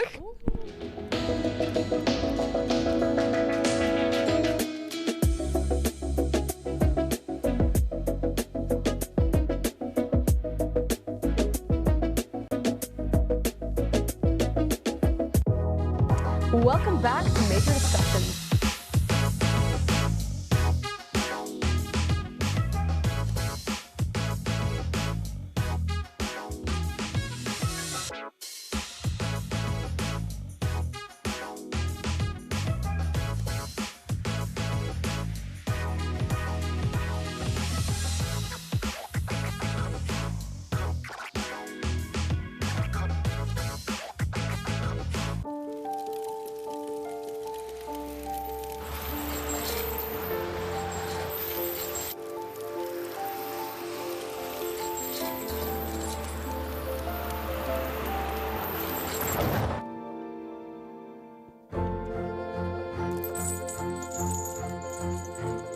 Did you know dragging chains can spark a wildfire? Only you can prevent wildfires. When I was in foster care, I never knew when I would have to move. So I always had my suitcase ready to go. Then one day I was adopted. My new parents opened their hearts and home to me. My parents cook my favorite breakfast for me every morning. My parents take me on trips I never thought I would go on. They gave me a home and an even better reason to use that suitcase. My parents aren't perfect, but they're perfect for me. Hey there, I'm Al Roker, class of 76. Yes, way back in 76. Back when the earth was cooling. You're watching WTOP. Okay. Welcome back to Overslept. You can't let them know that's scripted. I'm sorry. All right. Anyway, this is the Girl Talk block, so we're going to be talking about all things girl. So let's start with what's going on in the world. Or no, actually I lied. It's the Girl Talk block. We're looking at what's going on in campus right now. Yeah. Emily, can you start us off? So the Women's Center is searching for the following positions: co-committee leader, secretary and director of programming, and director of social media. So DM them at womencenter_Oz or email them at womencenter@oswego.edu if you're interested or if you have any questions. Leave that up for a second just so that they know how to reach them, that little graphic again. Anyways, the Women in Entertainment Club is hosting a screening and award event on December 4th, This will be complete with a red carpet show, and it will celebrate 5 short films the club has been working incredibly hard on this semester. This event will be held at 6 p.m. in the Murano Campus Center, 132. What else is going on, Emily? So Student Engagement and Leadership is hosting a pajama party tomorrow, November 19th, in Lake Effect Cafe from 6 to 8 p.m. So stop by Lake Effect tomorrow for games and fun make and takes. There's also going to be prizes for those with the best pajamas. And shout out to our audio, Gianna Manella, because she had the idea to put this on, and I just love her so much. So shout out, Gianna. And just in Overslept news, this is our final episode for this semester, but keep an eye out next semester for not only this show, but the all-women's hockey broadcast. Oh yeah. Now we're going to talk about the different women's sleighs going on around the world. So Patsy, what's been going on in the women world? 18-year-old Kenna Mitchell was the first woman to win Super Late Model Championship, which is a motor NASCAR type deal. She's excited to excel in a male-dominated field and is competing to win a NASCAR championship in the future. What else is going on, Emily? So Olivia Rodrigo, the 21-year-old Grammy Award-winning singer-songwriter, actress, and star of her new concert film Guts World Tour on Netflix, is adding one more thing to her growing list of accomplishments. On November 18th, French beauty brand Lancôme announced Rodrigo as its new global ambassador. So super cool for Liv. I saw that today. I was so excited. She posted this really cute video about it. You guys should check it out. Now we're going to discuss our personal sleighs. I'll start off. So this week, I have had since our last episode, we had the election broadcast, which was a big sleigh, thanks to our AP, Madeline Cummings. She's also WTOP-10's news director, so shout out Madeline. I also sidelined for the first time in hockey this 2 weeks ago. It feels so long ago, I don't even know. So proud of you. It was so exciting. I had such a good time. And then in a non-sleigh news, I broke my shoe today. Emily saw the front of my combat boots that I like to wear. It just fell off. She took a step and it just disintegrated. It was really crazy to watch. It snapped in half. The sole. Anyways, Emily, what's been going on in your life? So to start out with my not sleigh, in true overslept fashion, I overslept this morning, but I was still able to make it to everything that I had to do today, so that was fine. I operated a professional camera for the first time ever on Friday for our Whiteout broadcast. It was super fun. Shout out to Melinda Brancato for letting me use her SD card, our lovely, lovely director. I don't know, it's just been, Thanksgiving break is at the end of the week, so I'm really excited to, go home, spend time with my family, spend time with my cats, all that fun stuff. And I can't say that I haven't missed a class anymore, but I'm still doing very good in all of my classes, so I'm still counting that as a sleigh. It is a sleigh. Being an academic weapon, the biggest sleigh. And also the biggest sleigh, before we go to break, is the fact that we're having an Overslept episode! That makes me so happy. Thank you guys all for sticking with us this semester, as this is our final episode for this semester. After the break, we're going to be playing DTI. Dress to Impress. Dress to Impress. The final awaited episode is here. So stick around and see which one of us wins. Don't leave. And it could be your last chance to see one occur for 2 decades, as the next time one will be visible over the continental U.S. He's May 84. Yarrow told police in the hospital that he had pressed the doorbell and waited. They mix with oxygen and nitrogen and can briefly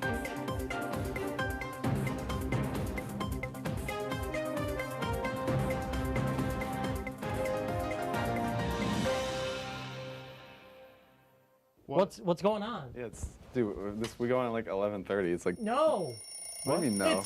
It's 10:30. 10:30? Matt, it's 10:30. What do you mean it's 10:30? Hey, don't touch that. That's my ladder. Hey, man. Whoa. Did you know this book was already discounted 10%? Wow. Get a closer with that one.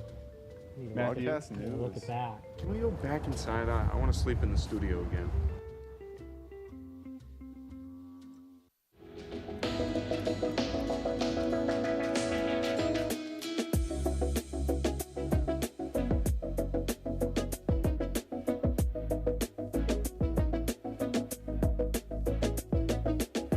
When I was in foster care, I never knew when I would have to move, so I always had my suitcase ready to go. Then one day, I was adopted. My new parents opened their hearts and home to me. My parents cook my favorite breakfast for me every morning. My parents take me on trips I never thought I would go on. They gave me a home and an even better reason to use that suitcase. My parents aren't perfect, but they're perfect for me.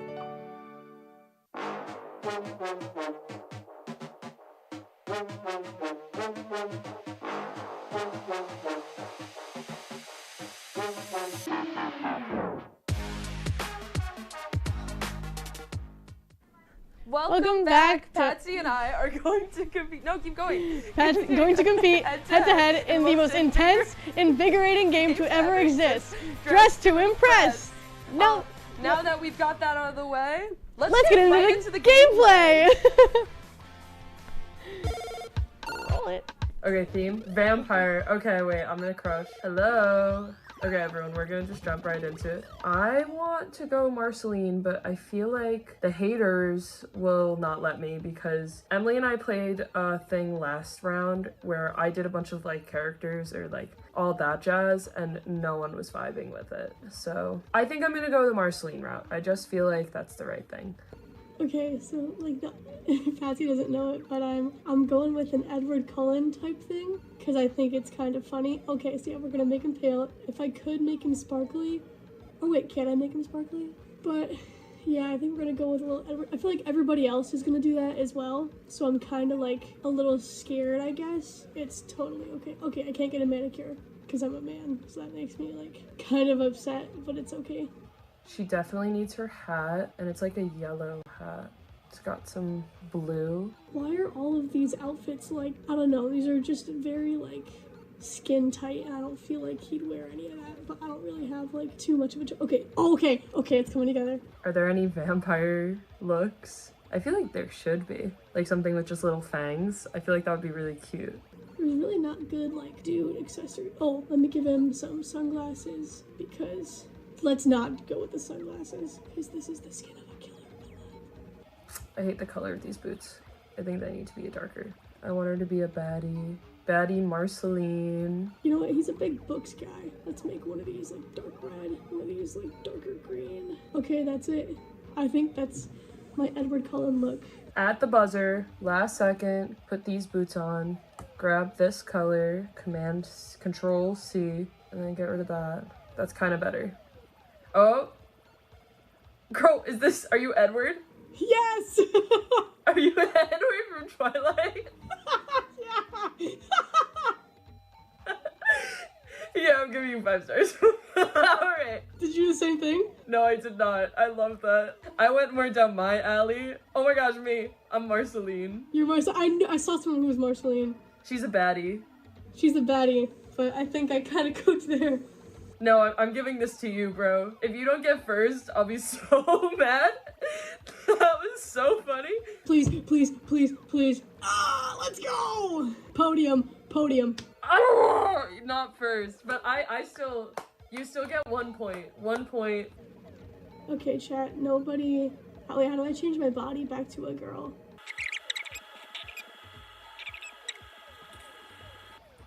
Rainforest. Like Rainforest Cafe. Yeah, I think that's kind of lame, but we'll see. Okay. Or, oh, can I be that girl from, like, Rio who, like, is in the skirt? Rainforest. Okay. Let's get in our flowers. That's rainforest. Guys, I don't know what a rainforest looks like. I am from New York City. I know what a train looks like. I know how to take public transportation. No, I do not know rainforest. Sounds give me like a short bob. That's very split. I don't really like that. That's also very short, but maybe I can layer that or something. Okay, I'm gonna go up and get rid of that one, because this is like right what I need. Yes! Oh my god! I'm eating. Okay. Or give me like reddish orangey brown, yeah? Okay. We're in the rainforest. I know in the rainforest it's pretty like shady because of all like the trees and stuff, but let's give her a little bit more of a tan than Marceline. What's the complementary color of green? I think it's red. So let's go red. Oh, yeah, 100%. So yeah, I'm like that girl from Rio. She's the blue macaws, like mom. We're trying to go flashy. Oh my god, I have 1:26 left. I feel like I nailed it. I don't know. I am rainforest. I don't know what. Oh, I guess she's like silver mist or something. These people don't know rainforest like I know rainforest. I think I am the rainforest. I feel one with nature, you know? You're also gonna like love the one that I feel like I'm doing a lot of like obscure references. Oh, here you are. Oh my gosh, I literally was dissing you. I was like, oh, maybe she's going for like a silver mist vibe. A lot of rain, not a lot of forest. The girl from Rio. The girl from Rio. The bird from Rio. Bro, shut up. She's not a girl, she's a bird. She's a bird. Yeah, no. Where they find her on the float and they're telling her no, the owner of the bird. Look at me, I am the rainforest. Oh, the woman, but she had like big glasses. And I feel like her hair was redder than that. Whoa, she is a tree. She's a tree. I'm gonna give her 3. Do I know what? 4 points for creativity. She's an actual tree, dude. I can't look. Ha! Podium again. The trees made it? This is so rigged. Theater. Okay, I'm gonna go for Fiona from Shrek. So this look is gonna be inspired by my senior show, Little Women. When I was in high school, I did Little Women, and I loved it so much. It was my pride and my joy to be a part of this show. So here we have Jo March's like little messy bun. I'm gonna give her less makeup because I don't feel like Jo March was really into that. I'm seeing like a lot of Lord Farquaads, it looks like, which is crazy. Like everyone's just gonna do Lord Farquaad and we're just gonna be like, yeah, Lord Farquaad, live, laugh, love. Well, I'm being innovative. I guess the theme is Shrek. But we're doing a lot of like browns, oranges, reds kind of thing because that's just kind of how, I guess, I remember things being back when I was JoJo. Okay, come on, I need something to kind of like give less shoulder because they would not do that in Little Women times, but I don't want to go with the blazer. Yeah, I'm not vibing with the headpiece, but I like this. You know, it's basic, but it's cute. Let me try to run and get a necklace or something just to bring it a little more together, make it seem like there's more effort maybe. How many Lord Farquaads did I see? Ooh, okay, what is she? So, in my senior show, I was Jo March in Little Women, right? So this is kind of like, not like showed a little more skin, but I don't know if she was a little bit more dressed to impress you. That was cutesy. This Lord Farquaad. I think I saw 1 million Lord Farquaads. I'm Fiona from Shrek. Basic.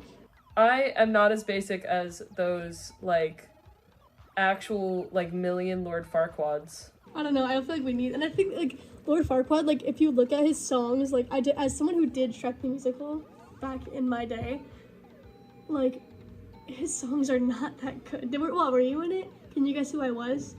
Were you the gingerbread man? What the heck? How did you guess that so fast? Yeah. It just made sense. Oh, wait! Oh! Okay, winner takes all. Winner takes all, bro. Oh! Second place! Old Hollywood, let's go. Your hard work of trying to get 2 points, I did it in 1. Old Hollywood, oh, we're gonna see so much basic stuff and I'm gonna be one of them. We're gonna be basic. I fear that's what we're gonna do. We're gonna play it safe. We're gonna see if it pays off. You know, sometimes playing the risky route ends up hurting more than you'd like. So we're gonna go so basic. We're gonna Marilyn Monroe, what Sabrina Carpenter's trying to do right now, basically, but hers is a little more scandalous, must say. Love her, but we cannot deny the fact that it is very scandalous. I'm a fashionista, okay? All of these people are doing basic, easy, simple. I know I literally said I'm gonna go basic for this, but you know, I'm gonna challenge them. I'm gonna challenge other people to see my art, to see what a visionary I am, because this is a look. And I feel like it gives that old Hollywood vibe, but modernized to the common taste, you know, of us folk. I feel that I'm challenging, oh wait, let's look at you. Oh, so cute, so beautiful, so basic. I'm Marilyn Monroe and she's saying happy birthday to Mr. President. Boring, honestly. I'm bored. Like, oh, I'm done with the whole Marilyn thing, you know? No, I'm Marilyn Monroe and she's saying happy birthday to Mr. President. Basic. I am challenging the minds of others. You look like Melania Trump and Cruella de Vil, bro. This is not a banger, and I know bangers. You look like... Oh, I am challenging the minds of real fashionistas, okay? I'm Marilyn Monroe when she's saying happy birthday to Mr. President. So you thought of the thing that everyone else thinks of when they hear old Hollywood? That sounds basic to me. You didn't even do the dress right. The dress was not white, it was a nude dress. It was supposed to match her skin color. So you didn't even do the dress right. It was sparkly. Oh, sparkly, yeah. Okay, so if I put on a sparkly dress, suddenly I'm Marilyn Monroe. I did the sparkly pattern. I can't look. Oh! Yes! I won. Ah!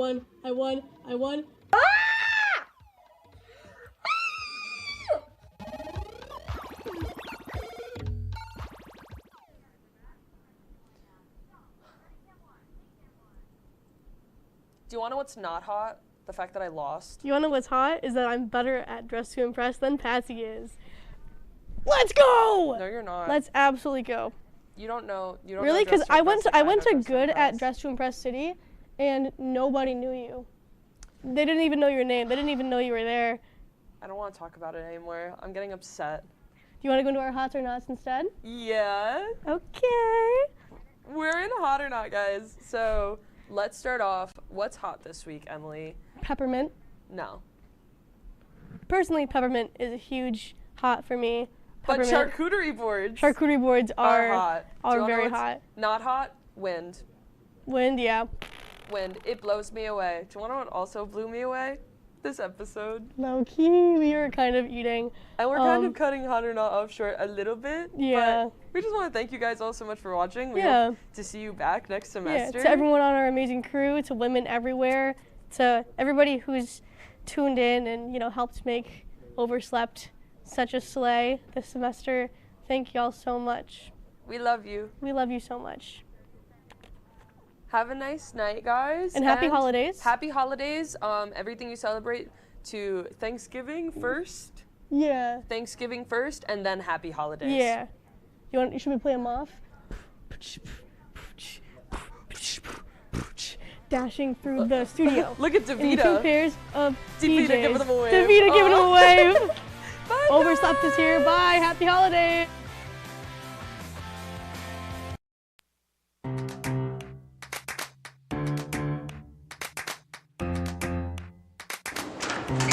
Hey, how are you?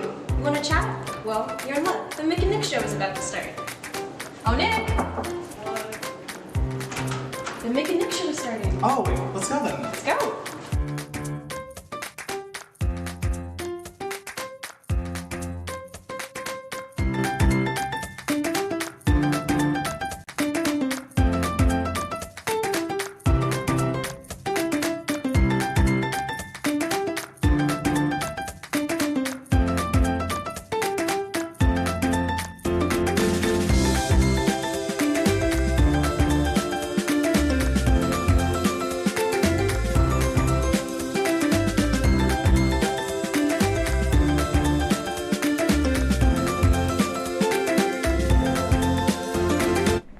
Welcome to the Mick and Nick Show. It's great to have you join us. Nick, what are we going to talk about today?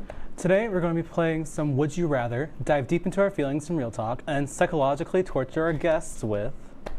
Secret coming up later. Okay. All right. So right now, we're going to play, just a simple game of Would You Rather. Alrighty. Okay, first question. Would you rather eat pasta or pizza for the rest of your life? That's really hard, as an Italian. I gotta say, I do love both. There's definitely differences as well, where it's like, you can have anything on the pasta, you can have anything with pizza. But I want to go with pizza just because I do love pizza. I've had pizza like for dinner last night and the night before, so that speaks volume. I could do it again tonight if I really wanted to, but I probably shouldn't. I would choose pasta just because you can do so many things with it, and like it's not too weird. So, like you can make mac and cheese, you can make carbonara, you can you can add so many things as long as it has sauce and veggies and meat. You can have the whole food group in there. So No, exactly. That's why I say pasta. Sometimes pizza, I could see what you can do with pizza, but like if you put pineapple on there, I'm not your friend No, anymore. exactly. Like I'm not I your don't friend like anymore. pineapple on pizza either. So you don't worry. can't put fruit on your I pizza. mean, you're right, but you can't put fruit in your salad, your pasta. Yeah, so I guess. let's go to the next one. Would you rather live in the ocean or in space for 10 years? Yeah, that's a hard one because both are extremely terrifying. Yeah, no, I agree.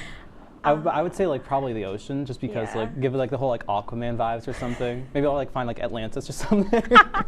I would do the ocean too, just because like at least there's stuff in the ocean. Yeah. I mean, you don't know what's in it, but like we at least know that things in it exist. With space, Also, it's like limited. With space, it's like infinite.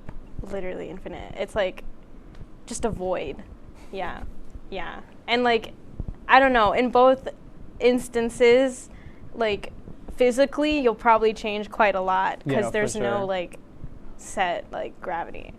But I feel like if you're in the ocean, you'd also get like really strong I because feel of like you swimming. get strong, but also you get like maybe taller in a sense, or maybe sometimes like if you go, depending on like the pressure, you could also get shrink a little bit, which for your case, that might be a little unfortunate. Wow. Of course, we had to throw a short joke in there. Yeah. All right. Okay. So, would you rather always have to run or walk to your destination? Ooh. Like even like you can't take any sort of transportation. I would say walk. Mhm. Wait, no transportation? Yeah. Okay, I would say walk. Because it's like I feel like running would be really awkward. Like, you know what I mean? It's like you're going to class and then you just see someone bolting. Like you see Bolt. Like I mean, I could make a profession. I would say actually no running because I could make a profession out of it. I guess. Well, yeah, okay. You know how the calves I would have from Well, running same with everywhere? walking. But the running. Well, you save well, time. here's my opinion. Walking, because you can like you have more stamina with walking. With running, you get tired super fast. But with walking, you can walk slowly, or you can walk a little bit fast, not sprinting, Well, I guess then the but question just like fast is, walking. would it be I would like would you be able to walk like fast like all the time, or would you have to take breaks? If you would have to take breaks, then walking makes more sense. I would walk as slow or fast as I feel like. Okay. Yeah. Okay. Next one, we'll do one more. Yeah. Would you not eat ice cream or chips for the rest of your life? I would say ice cream because I love chips. I love like my good old sea salt, Yeah. pepper. I don't know. I'm a sweet person, so I would not eat chips for the rest of my life. I Yeah. getcha. Yeah. So, this week on WTOP, May started off with some fashion memes. So, unless you live under a rock, you probably know that the Met Gala happened on May 1st. The theme this year was Karl Lagerfeld, A Line of Beauty, which is a tribute to the designer most of us have never really heard before. I usually roast the Met Gala outfits with my friends, but in finals I haven't been able to really do that. But it hasn't stopped me from noticing two stars who have made headlines recently. The first one being the amazing Doja Cat, who dressed up like Lagerfeld's famous cat, Chopette, who is definitely famous now thanks to Doja. As seen in the photo, Doja is wearing cat prosthetics and a white dress that resembles the fur of the cat. In one of her interviews, all she did was meow, which in my opinion is hilarious and on brand for her. The other star who stole my heart is Blackpink's Jennie Kim. You know how much I love K-pop. Seeing Jennie at an event like this is insane. Her appearance adds her to the handful of K-pop musicians who have went to this event, like Jackson Wang, CL, and the good old Gangnam Style Psy. Nice. And in other news, a 40-pound shelter cat from Virginia found its forever home with homeowner Kay Ford. According to Rack Foundation, the shelter that the cat is from originally weighed 42 pounds when he went in. I mean, just look at this chonker. Adorable. He's so big. Oh gosh. And yes, he is most definitely on a diet to lose the weight. Luckily, Patches, that's the name of the cat, is still able to walk, but it takes a bit of encouragement to do so. Kay Ford, who adopted the cat, has set up a Facebook page for anyone to follow Patches' weight loss journey, titled Patches' Journey, and the page has now amassed 5,000 followers. Oh, I know they're going to get another one after this. Coming up, we'll dive deep into our feelings in our Real Talk segment. Stay tuned, because it's about to get real.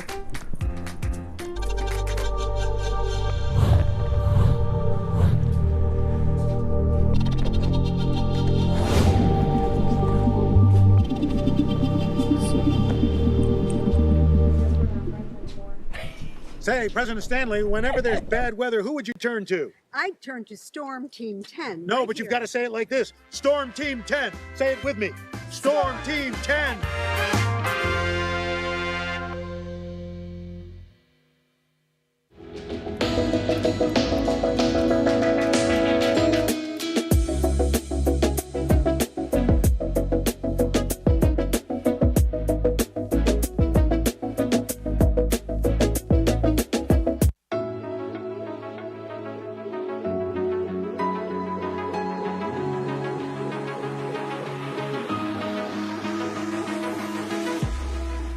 Roll it.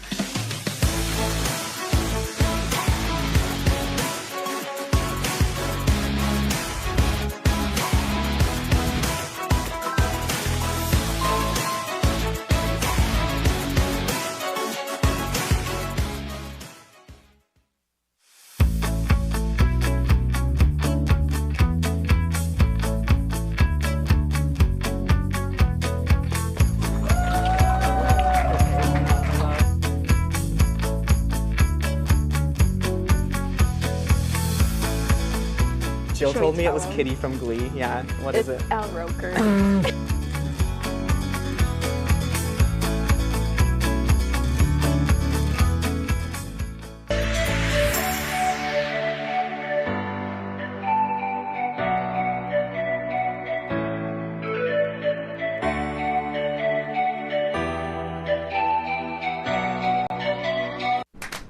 So today we are joined by our friends Kat Speed and Kenzie Shields. Why don't you tell us a little about yourself, such as your majors, interests, and clubs you're a part of? Do you want to go first? Hi, I'm Kenzie. I am a journalism and music major. I'm a junior here, and I'm also an RA in Cayuga Hall. My name is Kat Speed. I am a communication major with a minor in mathematics. I am a part of Vocal Effect. I'm an RA in Fennell. And yeah, I love singing. Oh, it's great to have you guys on here. So let's get on with the disclaimers. And so heavy topics such as trauma and deep emotions will be discussed in this segment of the show. Some topics may be easily triggering and may be hard to listen to. The answers to the questions of the day pertain to our experiences only. Please listen to our experiences with an open mind and leave your judgments behind. This is a safe space. We find it very important to delve into these topics because we want to spread awareness about the importance of healing and mental health. We are not licensed therapists nor studying to be ones. Therefore, if you feel called to ask for professional help, please visit the Mary Walker Health Center on campus to speak with a counselor. You're never alone. So, the question of the day is, how do you help people in need? Yep. And today we're gonna, in honor of our RA guest, we're gonna be making door decks. Yay! Does anyone want to say anything first about the question? So I think just like helping people in need, like it's very like situational. Like I think, I mean, you're gonna run into so many things that maybe you'll expect and maybe you won't expect. But, you know, it's about how do you, like, handle those things. And I feel like I'm somebody who's, like, very, like, on for it, like, all the time. Like, I'm, like, ready for it. But, like, you know, that's not the case for everybody. So I think just, you know, being open to that and, you know, kind of being open to anything that comes through the door, like, is just really, really essential for that kind of, you know, especially, like, helping anybody, because I think you would want somebody to be helpful and open to you when you come to them about something. Yeah, I try to also, like you said, like be open and be honest. And, you know, sometimes there'd be days when I just really, I'm not in the right headspace to be able to listen to someone. Yeah. So, like, it's important for me to, like, kind of evaluate myself before, like, diving right in. But I always, you know, try to be that friend that's always there to listen. Or, like, I had this, like, bad habit of always giving unsolicited advice. But I've been working on just listening and, like, and validating. And because I do that with others, I'm starting to also do that with myself, you know? Yeah. You know, it's kind of like the same way where it's like, sorry. Usually I do want to try and like help out my friends. I like listening. I like, you know, I do like giving advice when they ask it and when it's warranted. But what's kind of important also is just kind of just being there for them, I realize. Especially like if I can give my own experiences, like how we do with the show, if I can give my own experiences to them and help them out in a way, then I'm totally fine with doing that. But also just kind of just being there for them. And something that I've liked to do recently is also check in on them afterwards, especially like if it's something really serious. I want to make sure that they're okay and like, you know, they're doing good and, you know, just, you know, all the little worries in life. Right. I think, Kat, what you said about, like, sometimes you expect it and sometimes you don't. I think, for me, the biggest test comes when I don't expect it. You know, when I'm on call, when I have the on-call phone, I expect it to maybe ring at 3 a.m. at night, and I'm ready for that, and I feel emotionally prepared for that. But there are also moments where, like, someone might knock on my door, and I might not be emotionally prepared to deal with that incident. One time, someone knocked on my door when I literally had COVID. Did not know that at the time. I had tested negative that night, so I wasn't in quarantine or anything. Gotcha. But I was really, really sick, and I still had to do my job and respond. And I think that's one of the moments that I think of when I think of, like, helping someone. And it was okay in that moment to hand things off and get help from other people. But at the end of the day, you know, everyone needed to get taken care of. So. Right. Yeah, and being in like a position of authority or where your job is, you have to be on call for a set amount of time, is can be pretty taxing, you know. And like, especially if I feel like in another life I would have become an RA if I felt like it, because I try to be very personal and I care about people.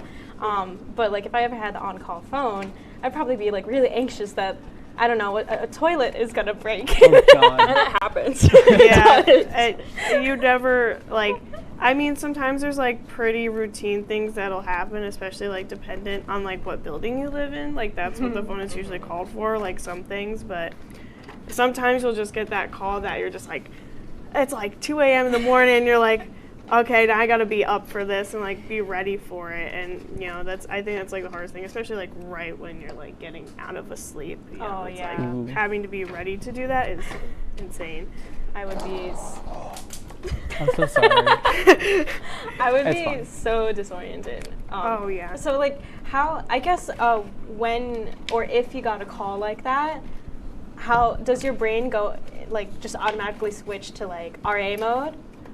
Yeah. For me, like I have a like get it done kind of mode, and even if like it's a very emotionally tense or stressful situation, I will go into this like get it done crisis kind of mode, and then I'll go cry about it for like an hour after. But like in the moment, you just gotta get it done some days, and that can be really hard when you're out of bandwidth.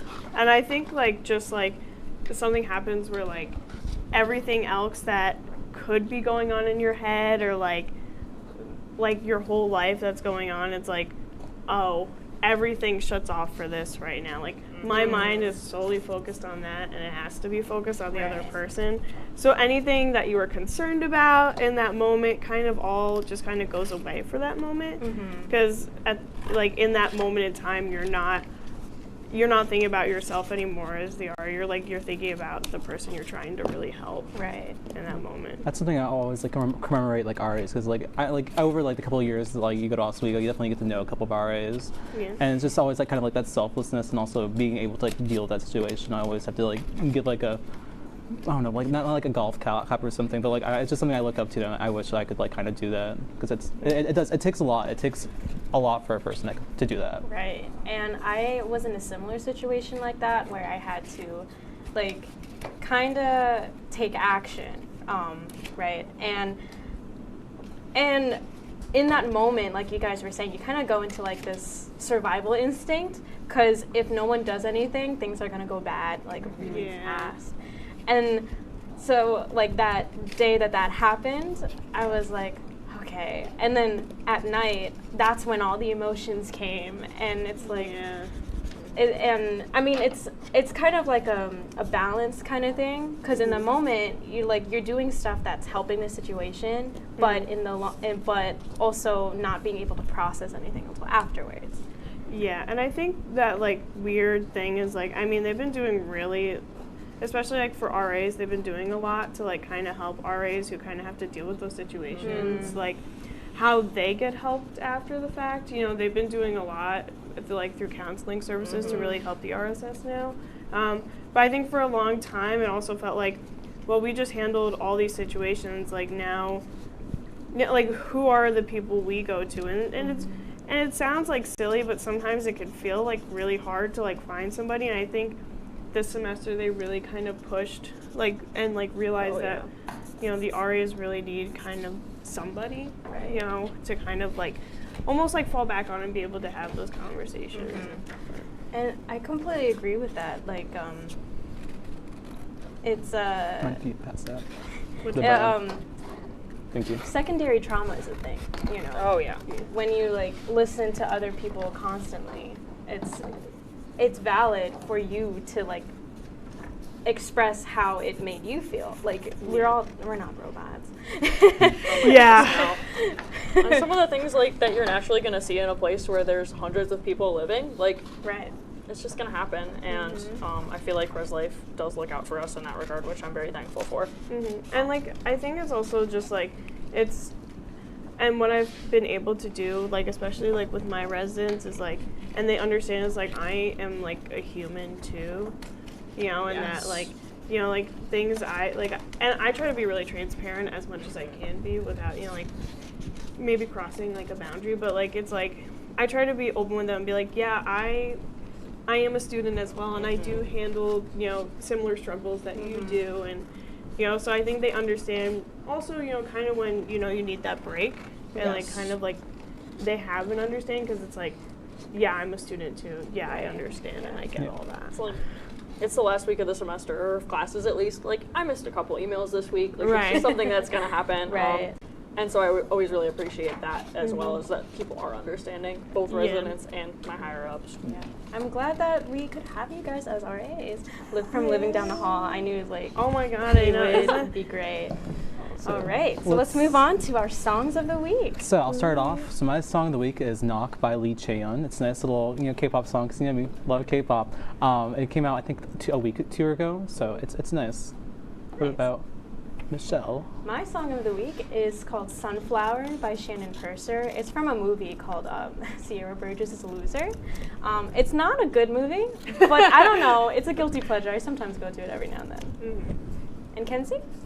So my song of the week is "Sparks Fly" by Taylor Swift. It's from my favorite Taylor Swift album, Speak Now, which I got to see on tour when I was like 10 years old. So it's always been my comfort album, and so in busy times like this, I always go back to it. And last but not least, so my song of the week is "Dancing Dead" by Avenged Sevenfold. They very rock band, and I love that song. I actually really love that whole album. I think it's like one of my favorites they've made, but they didn't really like promote it that much. But I love it, and there's like this one guitar part in it that I could just like skip over everything and go to that one part and be happy. Like, Awesome. I love that. Alrighty, so coming up, we're gonna mess with their minds with Guess What's in the Box.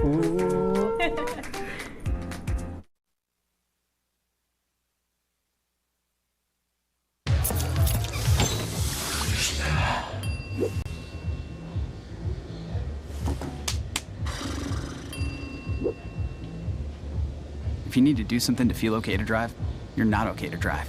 Don't drive buzzed.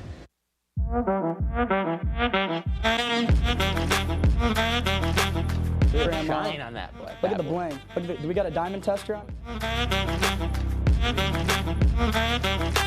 Yeah, that's getting bad. Yep. 10 out of 10 recommend on Yelp.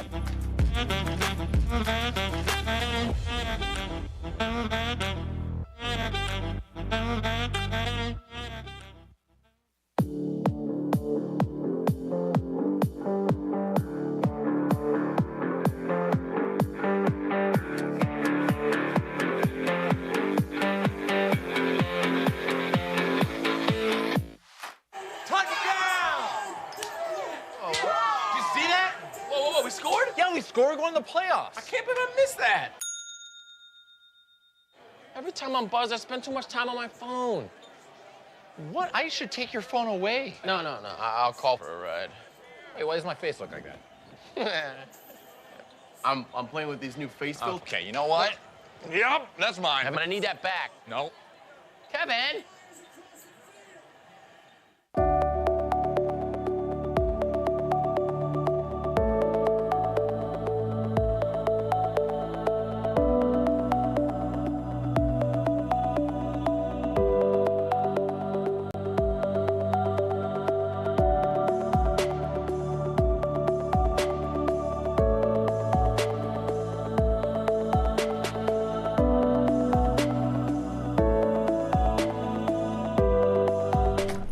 So, welcome back to the Mick and Nick Show. After those hard topics, let's wind down with some fun games. Today we are playing...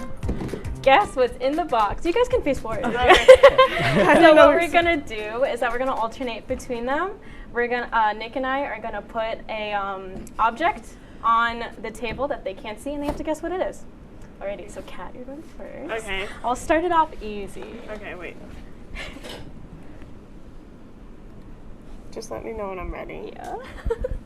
Okay, be very gentle. Very gentle? Yeah, okay, you can put your, you can open your eyes. Okay.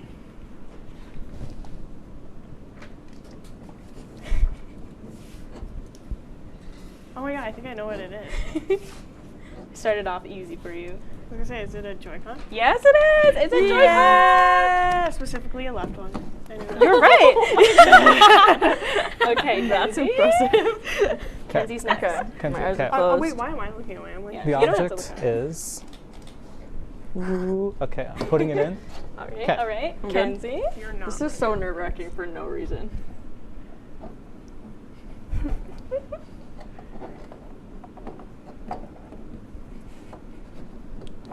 What? I've got nothing. There's this weird like hole right here. I would never have Feels guessed like this it one. like I'll give you like a small hint. It's like a miniature item of something that you would know of. a miniature item of something that I would know of. Oh my gosh, I got nothing. It feels so. Okay. Alrighty, Yeah, shall we no, give it to you? no clue. You're gonna. Oh my gosh, I saw it through the thing. It's a little trombone. Is that a kazoo? It is a kazoo. Oh my god. That is so excuse me, is this hole in the back Yeah, here? that makes Without sense. that, I would have been fine. Yeah. Okay. Okay, wait, I'll close my eyes. Okay. It's covered. Yeah. Okay. I'm ready. You're next. Yes. Okay. Go ahead, Kat. Okay.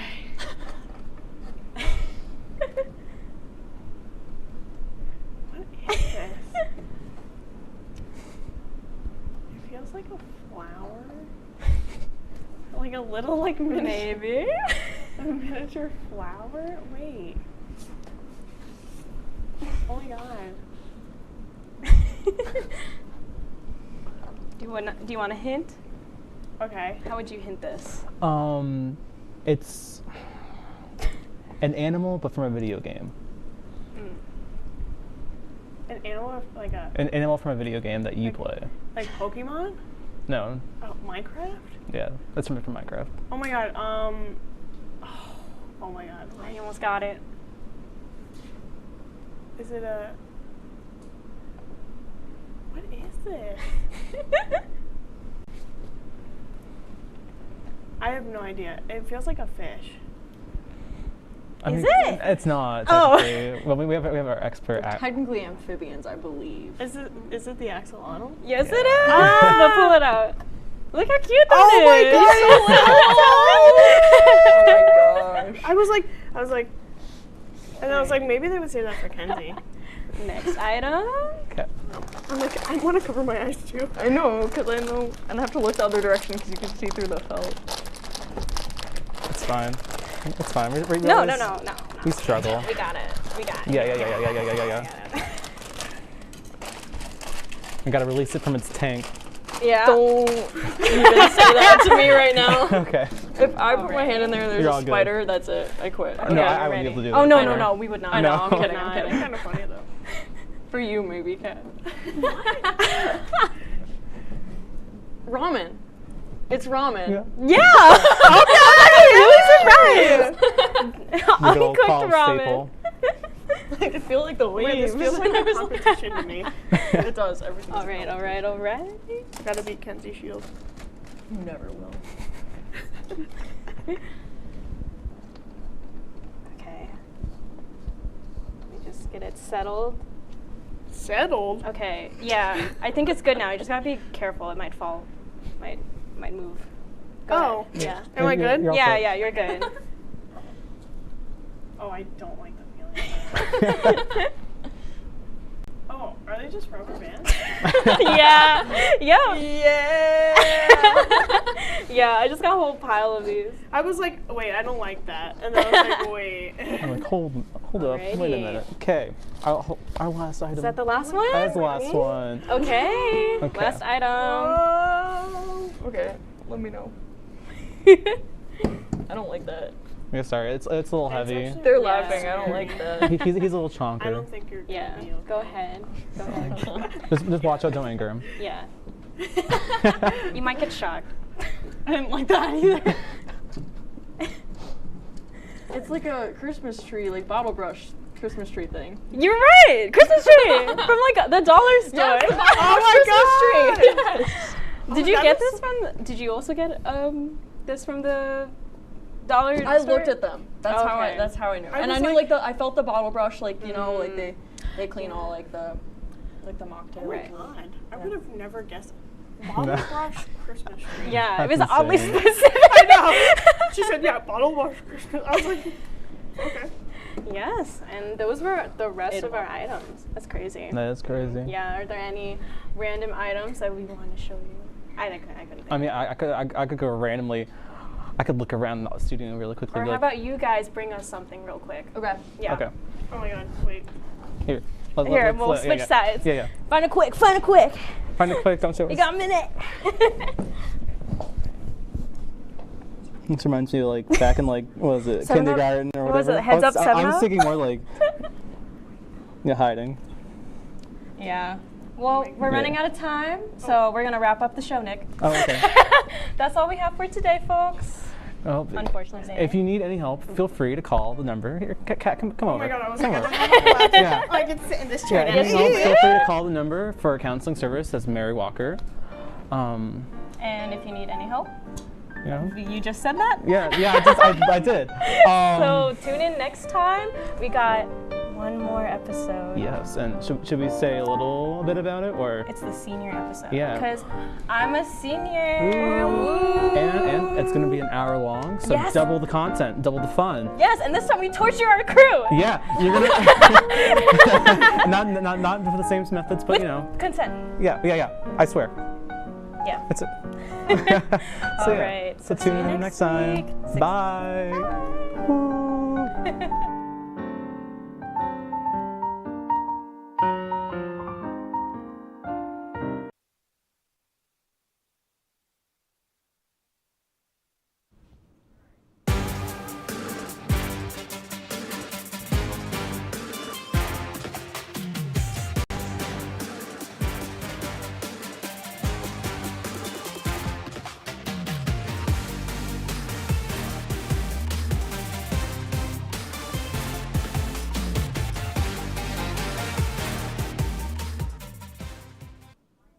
Welcome on into Season 22, Episode number 3 of Laker Connections, your only place for all things Laker sports. I'm Kenny Gerard, and today I'm co-hosted by none other than the sports director, the high-flying, heartbreaking, croissant bacon, Michael Shetler. And Shet, I would like for you to introduce yourself to those at home, and we really need a new intro video. I hope Ryan and Zach still watch this, and apparently we just miss you guys so much that we just left the intro video. But They do. Yeah. They definitely do. Well, Shet. Kenny, I'd like to say thank you for having me. Of course. For those that don't know me, my name is Michael Shetler. I am the sports director this year for WTOP-10. I am also the absolute best friend of Kenny Gerard. Don't let him say otherwise. I mean, yeah, that's pretty much to a T. I mean, I really don't know what else I could say about Michael Shetler. I don't say his name. Michael. Real Don't fancy call me today. Michael, dude. Michael. Don't call me Michael. All right, well, Michael, with hockey in full swing and Whiteout Weekend now in the rearview mirror, it is time for the Wheelhouse Wire, where me and my pal Shet will update you on all things Oswego hockey from last weekend and next. Now, Shet, why don't you start off with how the men's hockey team did this weekend? I lied. Actually, I'm going to do it. I just read off a teleprompter, read the wrong thing. We're going over here now. The men's hockey team had their yearly Whiteout Weekend, as well as SUNY opening games. The men's team took on the Plattsburgh State Cardinals Friday night with a full arena and towels flying for as far as the eye can see. The Birds came in ranked number 12 in the USCHO poll, and the Lakers still on the brink, receiving just 7 votes for the poll. Now, with 4 goals scored by the Lakers for the first time this season and 3 freshmen picking up their first goal, the Lakers soared past the Cardinals by a tally of 5-1, with the last goal coming the way of an empty netter by Connor Gato. The baby brother game took place on Saturday against the Potsdam Bears, and it was deja vu for many Laker fans as the Lakers won a huge one, 6-1 over the Bears, and solidified a 2-0 start in the conference this year. Yeah, that was a doozy. I think in terms of whiteout in general, I mean, couldn't have been a better start for these Lakers in terms of whiteout. In terms of the men's, finally clicking, cohesiveness is something, you know, with 18 new freshmen.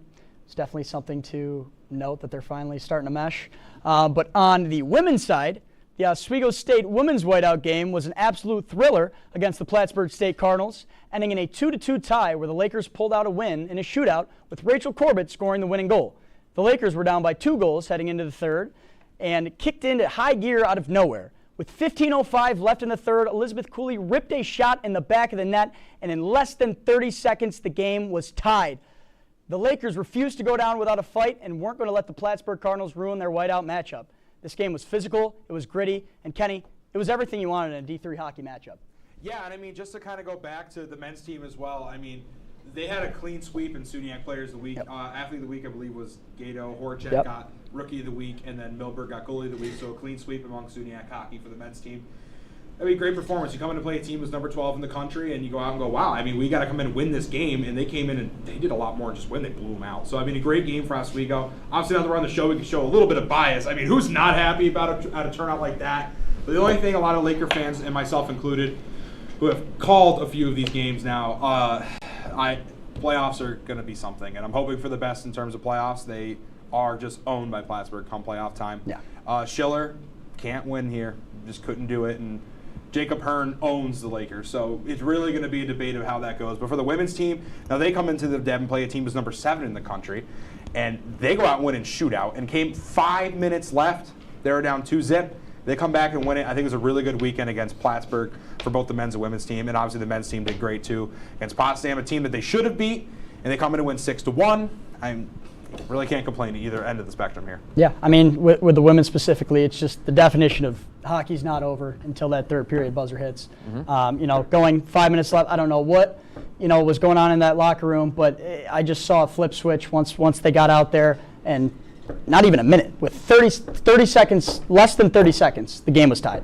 You know, bias here, but, you know, from the control room, I think that was the most exciting game to watch.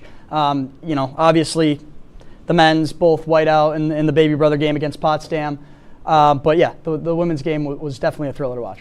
Definitely worth Shet, but let's hear your preview. What's coming up? Absolutely. So for the men's team have back-to-back home games next weekend against the 3-1 Buff State Bengals and the 2-4 Fredonia Blue Devils. 2 matchups for the Lakers as they look to carry momentum from this weekend to next week. Oswego is 2-0 in the conference. However, Kenny, Buff State beat Cortland, and Oswego lost to Cortland, so there could be a tough matchup for the Lakers here coming up next week. Yeah, and just some of my pre-weekend research that I do, I saw that Buff State is currently, by strength of schedule, would be number 1 above Oswego right now, so we're currently sitting in 2. But they come to beat Cortland, a team that Oswego could not beat last year. In the holiday tournament, they lost in shootout. They lost at home in the SUNY play. They play Cortland, I think, 3 times again this year. They go to Skinny Atlas for a game as well. I forget what the sponsor of it is, but they do go to Skinny Atlas, play a game that's neutral. So seeing them 3 times a year, not winning a single game last year, and Cortland goes out and kind of surprises everybody and wins the SUNY, gets their NCAA bid. I mean, it's a team that a lot of people did not expect to be good, but they are sneaky good. So I'm looking forward to see how, against Buff State, a team that they should beat, in quotes, we'll see what happens. But we'll switch it back now over to the women's team. We're coming off the huge win against the number 7 Cardinals. The Lakers are set to face yet another red team, the Cortland Red Dragons. As if facing the number 7 team was not a tall enough task, the Lakers must now take on number 8. The Lakers received 28 votes on this week's USCHO poll, and with a win this Friday, it would probably solidify them a place among the top 15 teams in the country. The last time these 2 teams met was in the SUNY playoffs, and the Red Dragons came out victorious at home 2-1 over the Lakers. The Red Dragons look to take down one of the tougher teams they will see this season, while the Lakers look to take down yet another tough team and show that they are true contenders not only in conference, but in D3 hockey.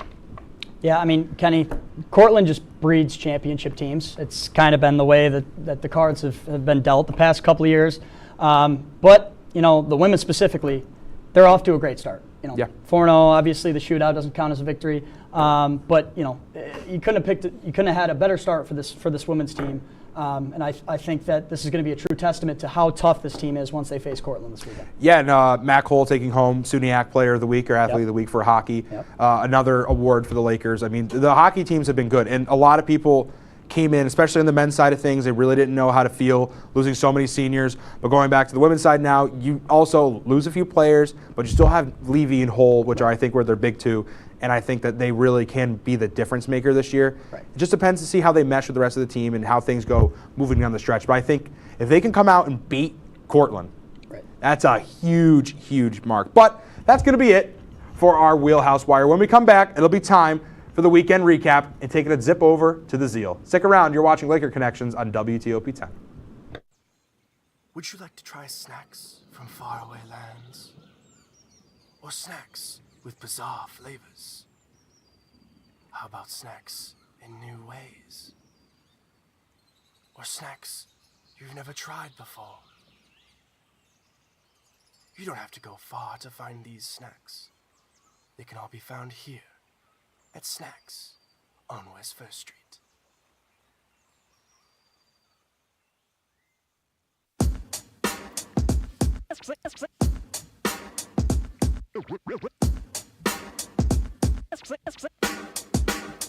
Yeah, we're walking around campus, and what do we see?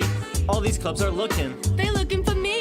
There's hockey. There's improv. So much to see. So let's go try them out and see how they be. Come on and please watch. Our embarrassments free. Tune in to Amateurs on WTOP. Happy Friday, Lakers, and another beautiful day here in Oswego, New York. I'm DJ Don Perone, and I'm happy that you're starting your weekend off right listening to WNYO 88.9 FM, the Laker Radio Network. I said, darling, can you see? There's no room for us. There's no room. Never lives are tainted. Promises keep slipping. And I always knew it wasn't you. It wasn't you. Now our lives are tainted. Promises keep slipping. And I always knew it wasn't you. It wasn't you.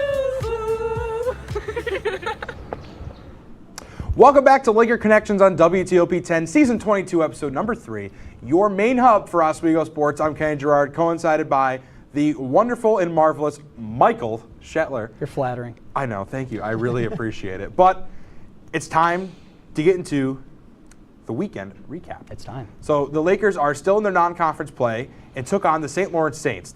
The Lakers had uncharacteristic loss, totaling only 44 points, and lost 44-45. The Lakers' efforts were led by Aki Anderson, who scored 12 points for Oswego. While the Lakers come off yet another NCAA tournament run last year, the Lakers are off to a slow start to the new campaign after losing star power, mainly Jeremiah Sparks. The question now is, will the Lakers find their spark this season, or Sparks, and will this be the tale of the tape for the rest of the year? Yeah, and earlier in this year, I talked to Coach Leone. I did an interview with him, and essentially the same thing goes. He's one of those coaches that, every year he's able to pick up the pieces, pick up where he's left off, and no matter what team he's left with, he breeds championship teams. Obviously the 3-year stretch where they made the SUNY championship 3 years in a row, they had those top guys. They had Sparks, they had Bowman, and without those guys, it's kind of up in the air to see how they will be this year. But they still got guys like Aki Anderson, and they have a ton of new freshmen. So a lot of potential for this team, Kenny. Yeah, you don't really look at a team that just goes, oh, we're going to go all the way to NCAA. Right. I mean, ever since I've been here, they've been in the tournament, and the last 2 years they were in the championship at home. Yeah. Or not the champ. They made the tournament at home. Yeah. But and they won the SUNY my freshman year, and they beating Brockport, and they lose to New Paltz last year. Yep. And I don't know why specifically it went down that way in that last game. Yeah. I think it was uncharacteristic. It was an uncharacteristic playoff run. Yeah. It was a really close game against Cortland, and then they dropped to New Paltz. So it's going to be an interesting season. I really don't know where to feel right now. I think it's similar to men's hockey, where it was like that they'd have a lot of young guys, they lost a lot of star power. Where are they going to go? And in the hockey world, it seems like, well, they're going to be fine. Yeah. And I'm going to hopefully stray that same way with men's basketball, but 44 points. Yeah. That's you're bad. not going to get the job done with 44 points. And before we jump into women's real quick, I want to say, I was talking to Leon, and I asked him, straight up, do you view years as rebuild years? And a thing that I wanted to know in basketball, every year is a rebuild year in terms of D3 sports, right? You have college students graduating each and every year, and he's found a way to really recalibrate the team each and every year in that regard. However, in terms of women's basketball, as I subtly plug my IFB back in, the Oswego State women's basketball team competed in the Max Zeal tournament this past weekend, where they suffered an unfortunate loss to the Amherst Mammoths. On Friday, the team punched their ticket to the championship game in a 56-43 victory against SUNY Poly. Shania Iglesias had herself a day, dropping 15 points and carrying the team to a victory. Shania was on a hot start, with helping an 11-0 run to get Oswego out to an early lead. The Lakers would end the first half up 19-9 and would ride that momentum all the way to a victory. Giovanna White-Principio also helped the team, dropping 8 points and proving herself to be an integral part of this roster. The Lakers didn't have the same luck against Amherst Mammoths, suffering a 40-51 loss in the Max Zeal tournament game. The first quarter was unlike the first game, with the Lakers struggling offensively, only scoring, can you get this, 5 points in their first 5 minutes, shooting a measly 2-12 from the field and going 0-6 from three-point land. I want to say turnovers and offensive production were a key significant issue that they had to deal with this game. And Kenny, at the end of the day, like we talked about the men's game, 40 points, it's not enough to take home a victory in a championship game nonetheless. No, agreed. And just look at some stats here quickly. Total points are being outscored 156-140 on the year. They're getting outshot in points per game 52-46.7. Their scoring margin, negative 5.3. Right. So, simply put, look at numbers. This team is not producing the way they need to. But having White-Principio and having some of those star players they still had last year, they're still bringing back a lot of talent. Yeah. I think they can really make a run this year. It's early. And again, a lot of these winter sports teams seem to be very similar in the fact that they need to get that chemistry down. But speaking of chemistry, I think we got a good chemistry. And I think you guys are going to have to wait at home to see the next block, as we are done with our weekend recap. But stick around for the week ahead. You're watching Laker Connections right here on WTOP-10.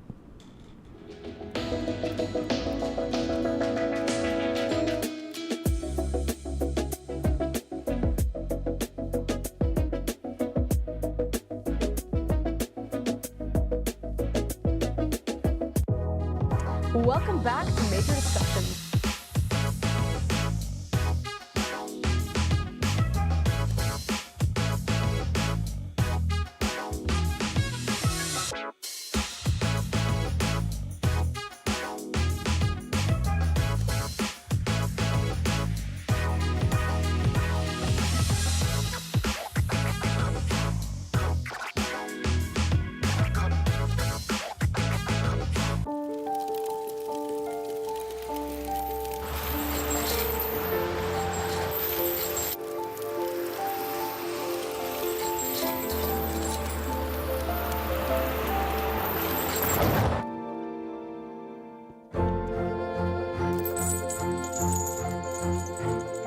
Did you know dragging chains can spark a wildfire?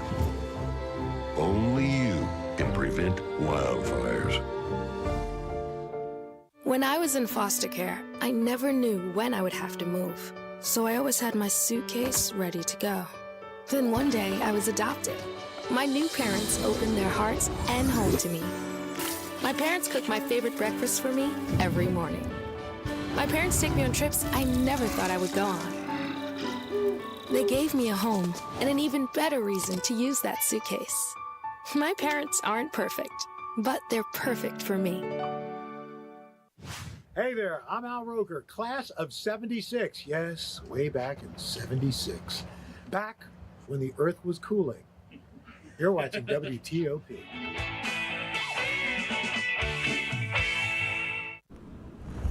Oh. I didn't see you there. Welcome back into Laker Connection, Season 22, Episode 3, your home for Laker sports. I'm Kenny Gerard.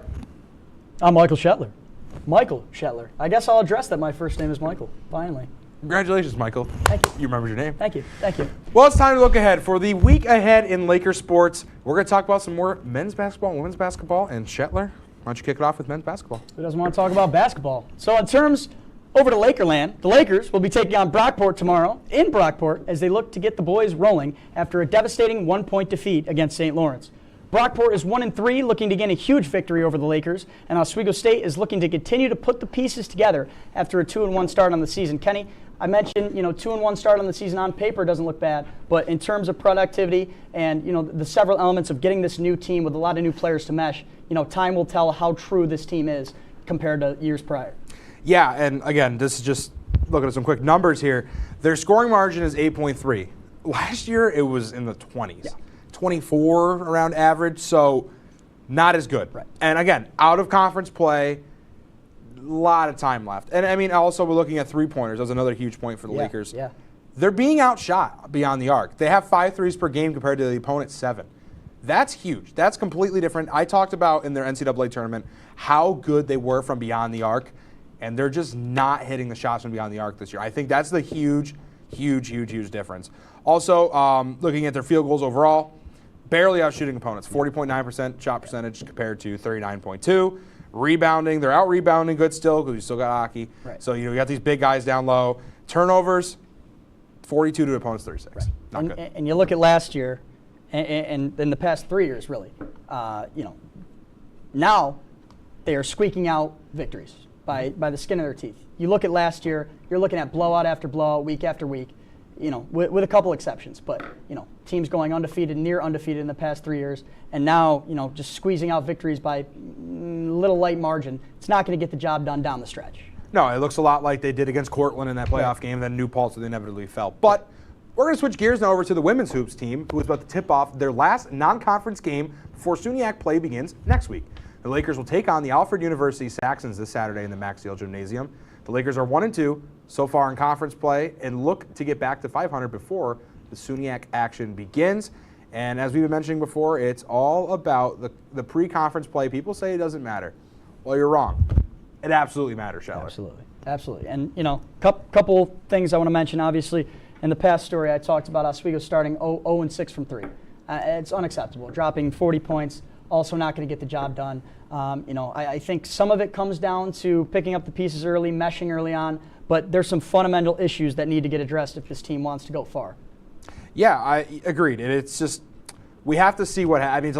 We got to see what happens. Right. It's early. It's early. Yeah. It's very early. And that's the sticky part about episodes right now is it's very early. And unfortunately, this is actually our last episode of the semester. So this is the last you're going to see of me until next semester. And the last you'll probably see him ever unless they decide to bring him back. Maybe. Unless my wonderful co-host Lucas McGarry doesn't get buried in homework again. But anyway, so yeah, no, it's been a similar story to the men's team. Free throws, they're getting outshot. We look at their 3-point percentages, they're being outshot. If you look at field goals, they're being outshot. It's a losing team, and that's what it is. So it's just as simple as I think fundamentally and their chemistry, they are just kind of lacking, and I think that those small improvements can make a huge difference coming to the conference play. But that is going to be it for our week ahead. When we come back, it's time for everybody's favorite segment of the show, the Laker Showdown. You're watching Laker Connections right here on WTOP-10. Hey there, I'm Al Roker, class of 76. Yes, way back in 76. Back when the earth was cooling. You're watching WTOP.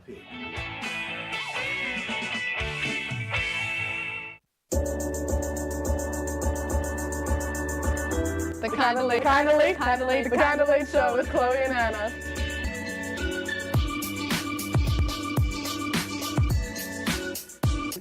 Like licorice, Twizzlers, absolutely nasty.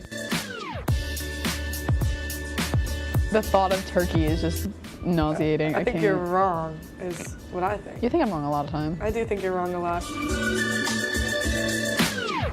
When you look at the number of disasters in the U.S., chances are every area will deal with some kind of emergency in the next decade. And between school, sports, and social lives, chances are you won't be with your kids when it happens. Will they know what to do? Ready.gov/kids has the educational tools and information to make the conversation easy. When the time comes, chances are they'll feel prepared, not scared. So talk with your family today.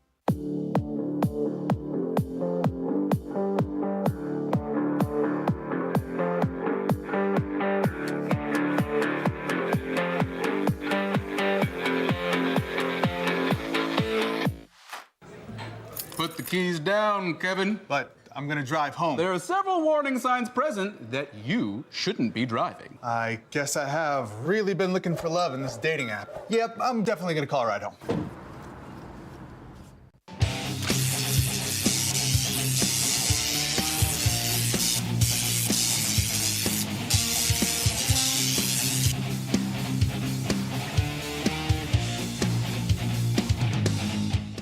And then we did this last weekend, and then are we live? Oh, we're live. We're live. We're We're live. live. We're live. We're live. We're live. Oh, we're live. Oh! Welcome back to Laker Connections right here on WTOP-10, and we're joined by yet another Mike. It's our moderator, Mike Neckers. Mike, how we doing?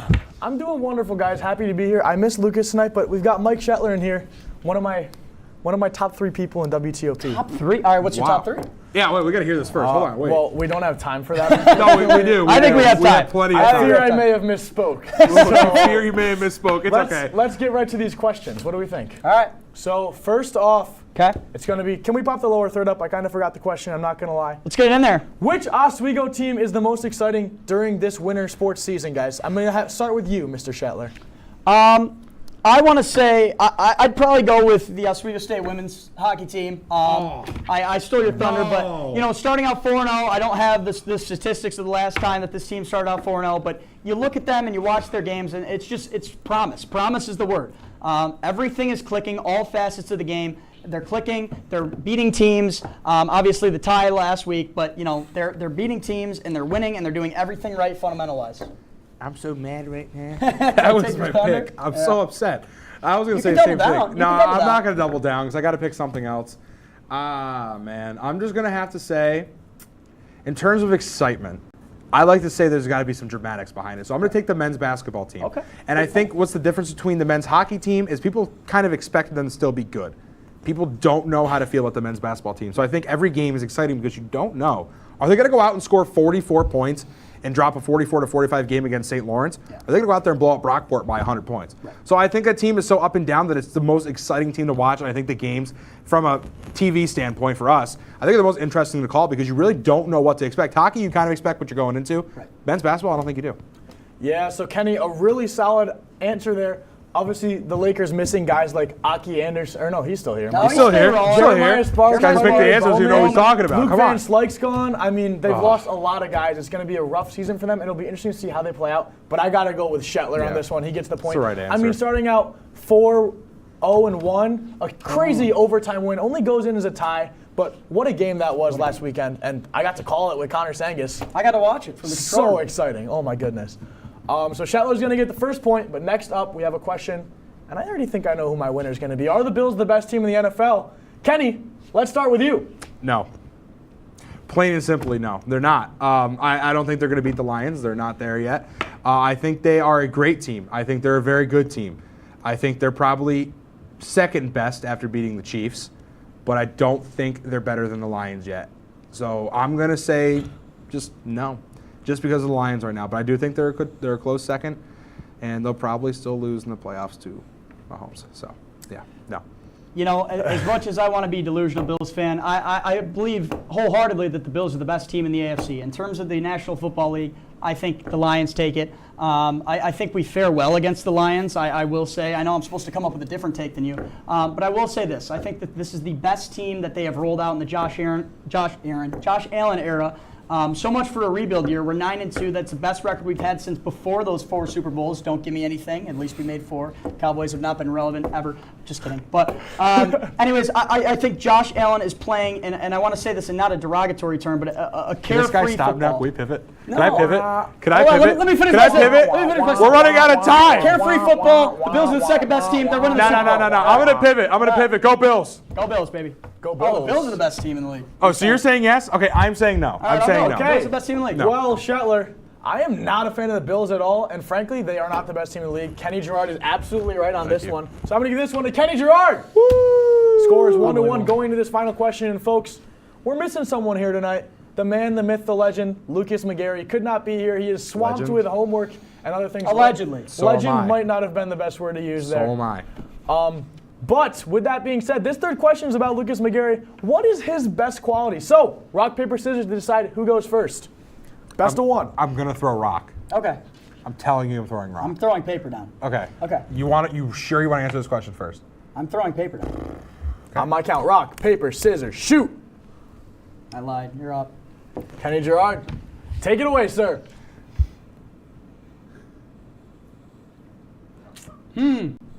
Lucas McGarry. That's a tough one. Good things about Lucas McGarry. I got one. Silence. Go ahead. Go ahead. He's got a mustache. He's on the swim team, and his last name is Cool. He's got a mustache. Is that your final answer, Mr. Shetler? And he. Wow, this is a tough one. His name. I've been presented with a lot of tough questions in my day. It's a bad one. He commentates for WTOP. I will say, actually, I do have one. I will say, he is by far the best concession stand worker ever at the Albany Dutchman. He was a stud behind the fryer at his broadcasting internship. Let me tell you, he was a stud. I'm going to say he was the best fry cook at the Albany Dutchman. He's going to kill me. He was the best fry cook at the Albany Dutchman. There's my answer. Hey, Kenny, how much broadcasting experience did he get while being a fry cook at the Albany Dutchman for his internship? Depends how much of me he's listening to on the PA. Lucas McGarry, I'm sorry you have to sit through this at home and watch this. I thought he was doing homework. Well, I think he is. I don't know. But this was kind of our intent with this segment, was to make fun of you because we don't think too highly of you. No, no, joking. Lucas, all right. Lucas, in all seriousness, if I am going to say a good thing about Lucas McGarry, he's an extremely hard worker. He shows up and he shows out every week. He's always with us helping. He's helped us set up numerous occasions until 2 o'clock, setting up hockey. He shows up every day. He's a very hard worker. If you want an honest answer, we love you, Lucas. I will give him a good answer, too. He is very dedicated. He does a sport and he does TOP. I think he's a very dedicated individual. But you got to pick a winner here. We only got 45 seconds left. Let's get a drum roll on the desk. This one's going to go to the newbie, Michael Shetler! Come on! Not for the nice things you said, but for the mustache. He's got a mustache! Come on! He's got a mustache. No mustache. At least I can grow real facial hair. Scary. So big and scary. Get out of here, swim boy. No. Beat it. Oh, he's staying. All right, you can stay. Whatever. That's all the time we have. Thank you for joining us for season 22. Well, actually, yeah, season 22 of Laker Connections, the last episode. We appreciate you guys joining us for this season, and we'll see you guys next semester for season 23. Thank you guys for watching, and have a great night.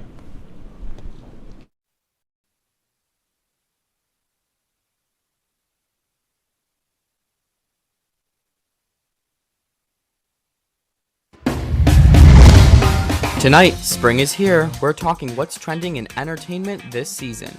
Plus, Claire and Thomas are here to talk everything about Cope and more. And you asked us the tough questions, and now we're answering them. Right now. From the Al Roker Studio and the Murano Campus Center, this is The Break, with Scott Brubaker and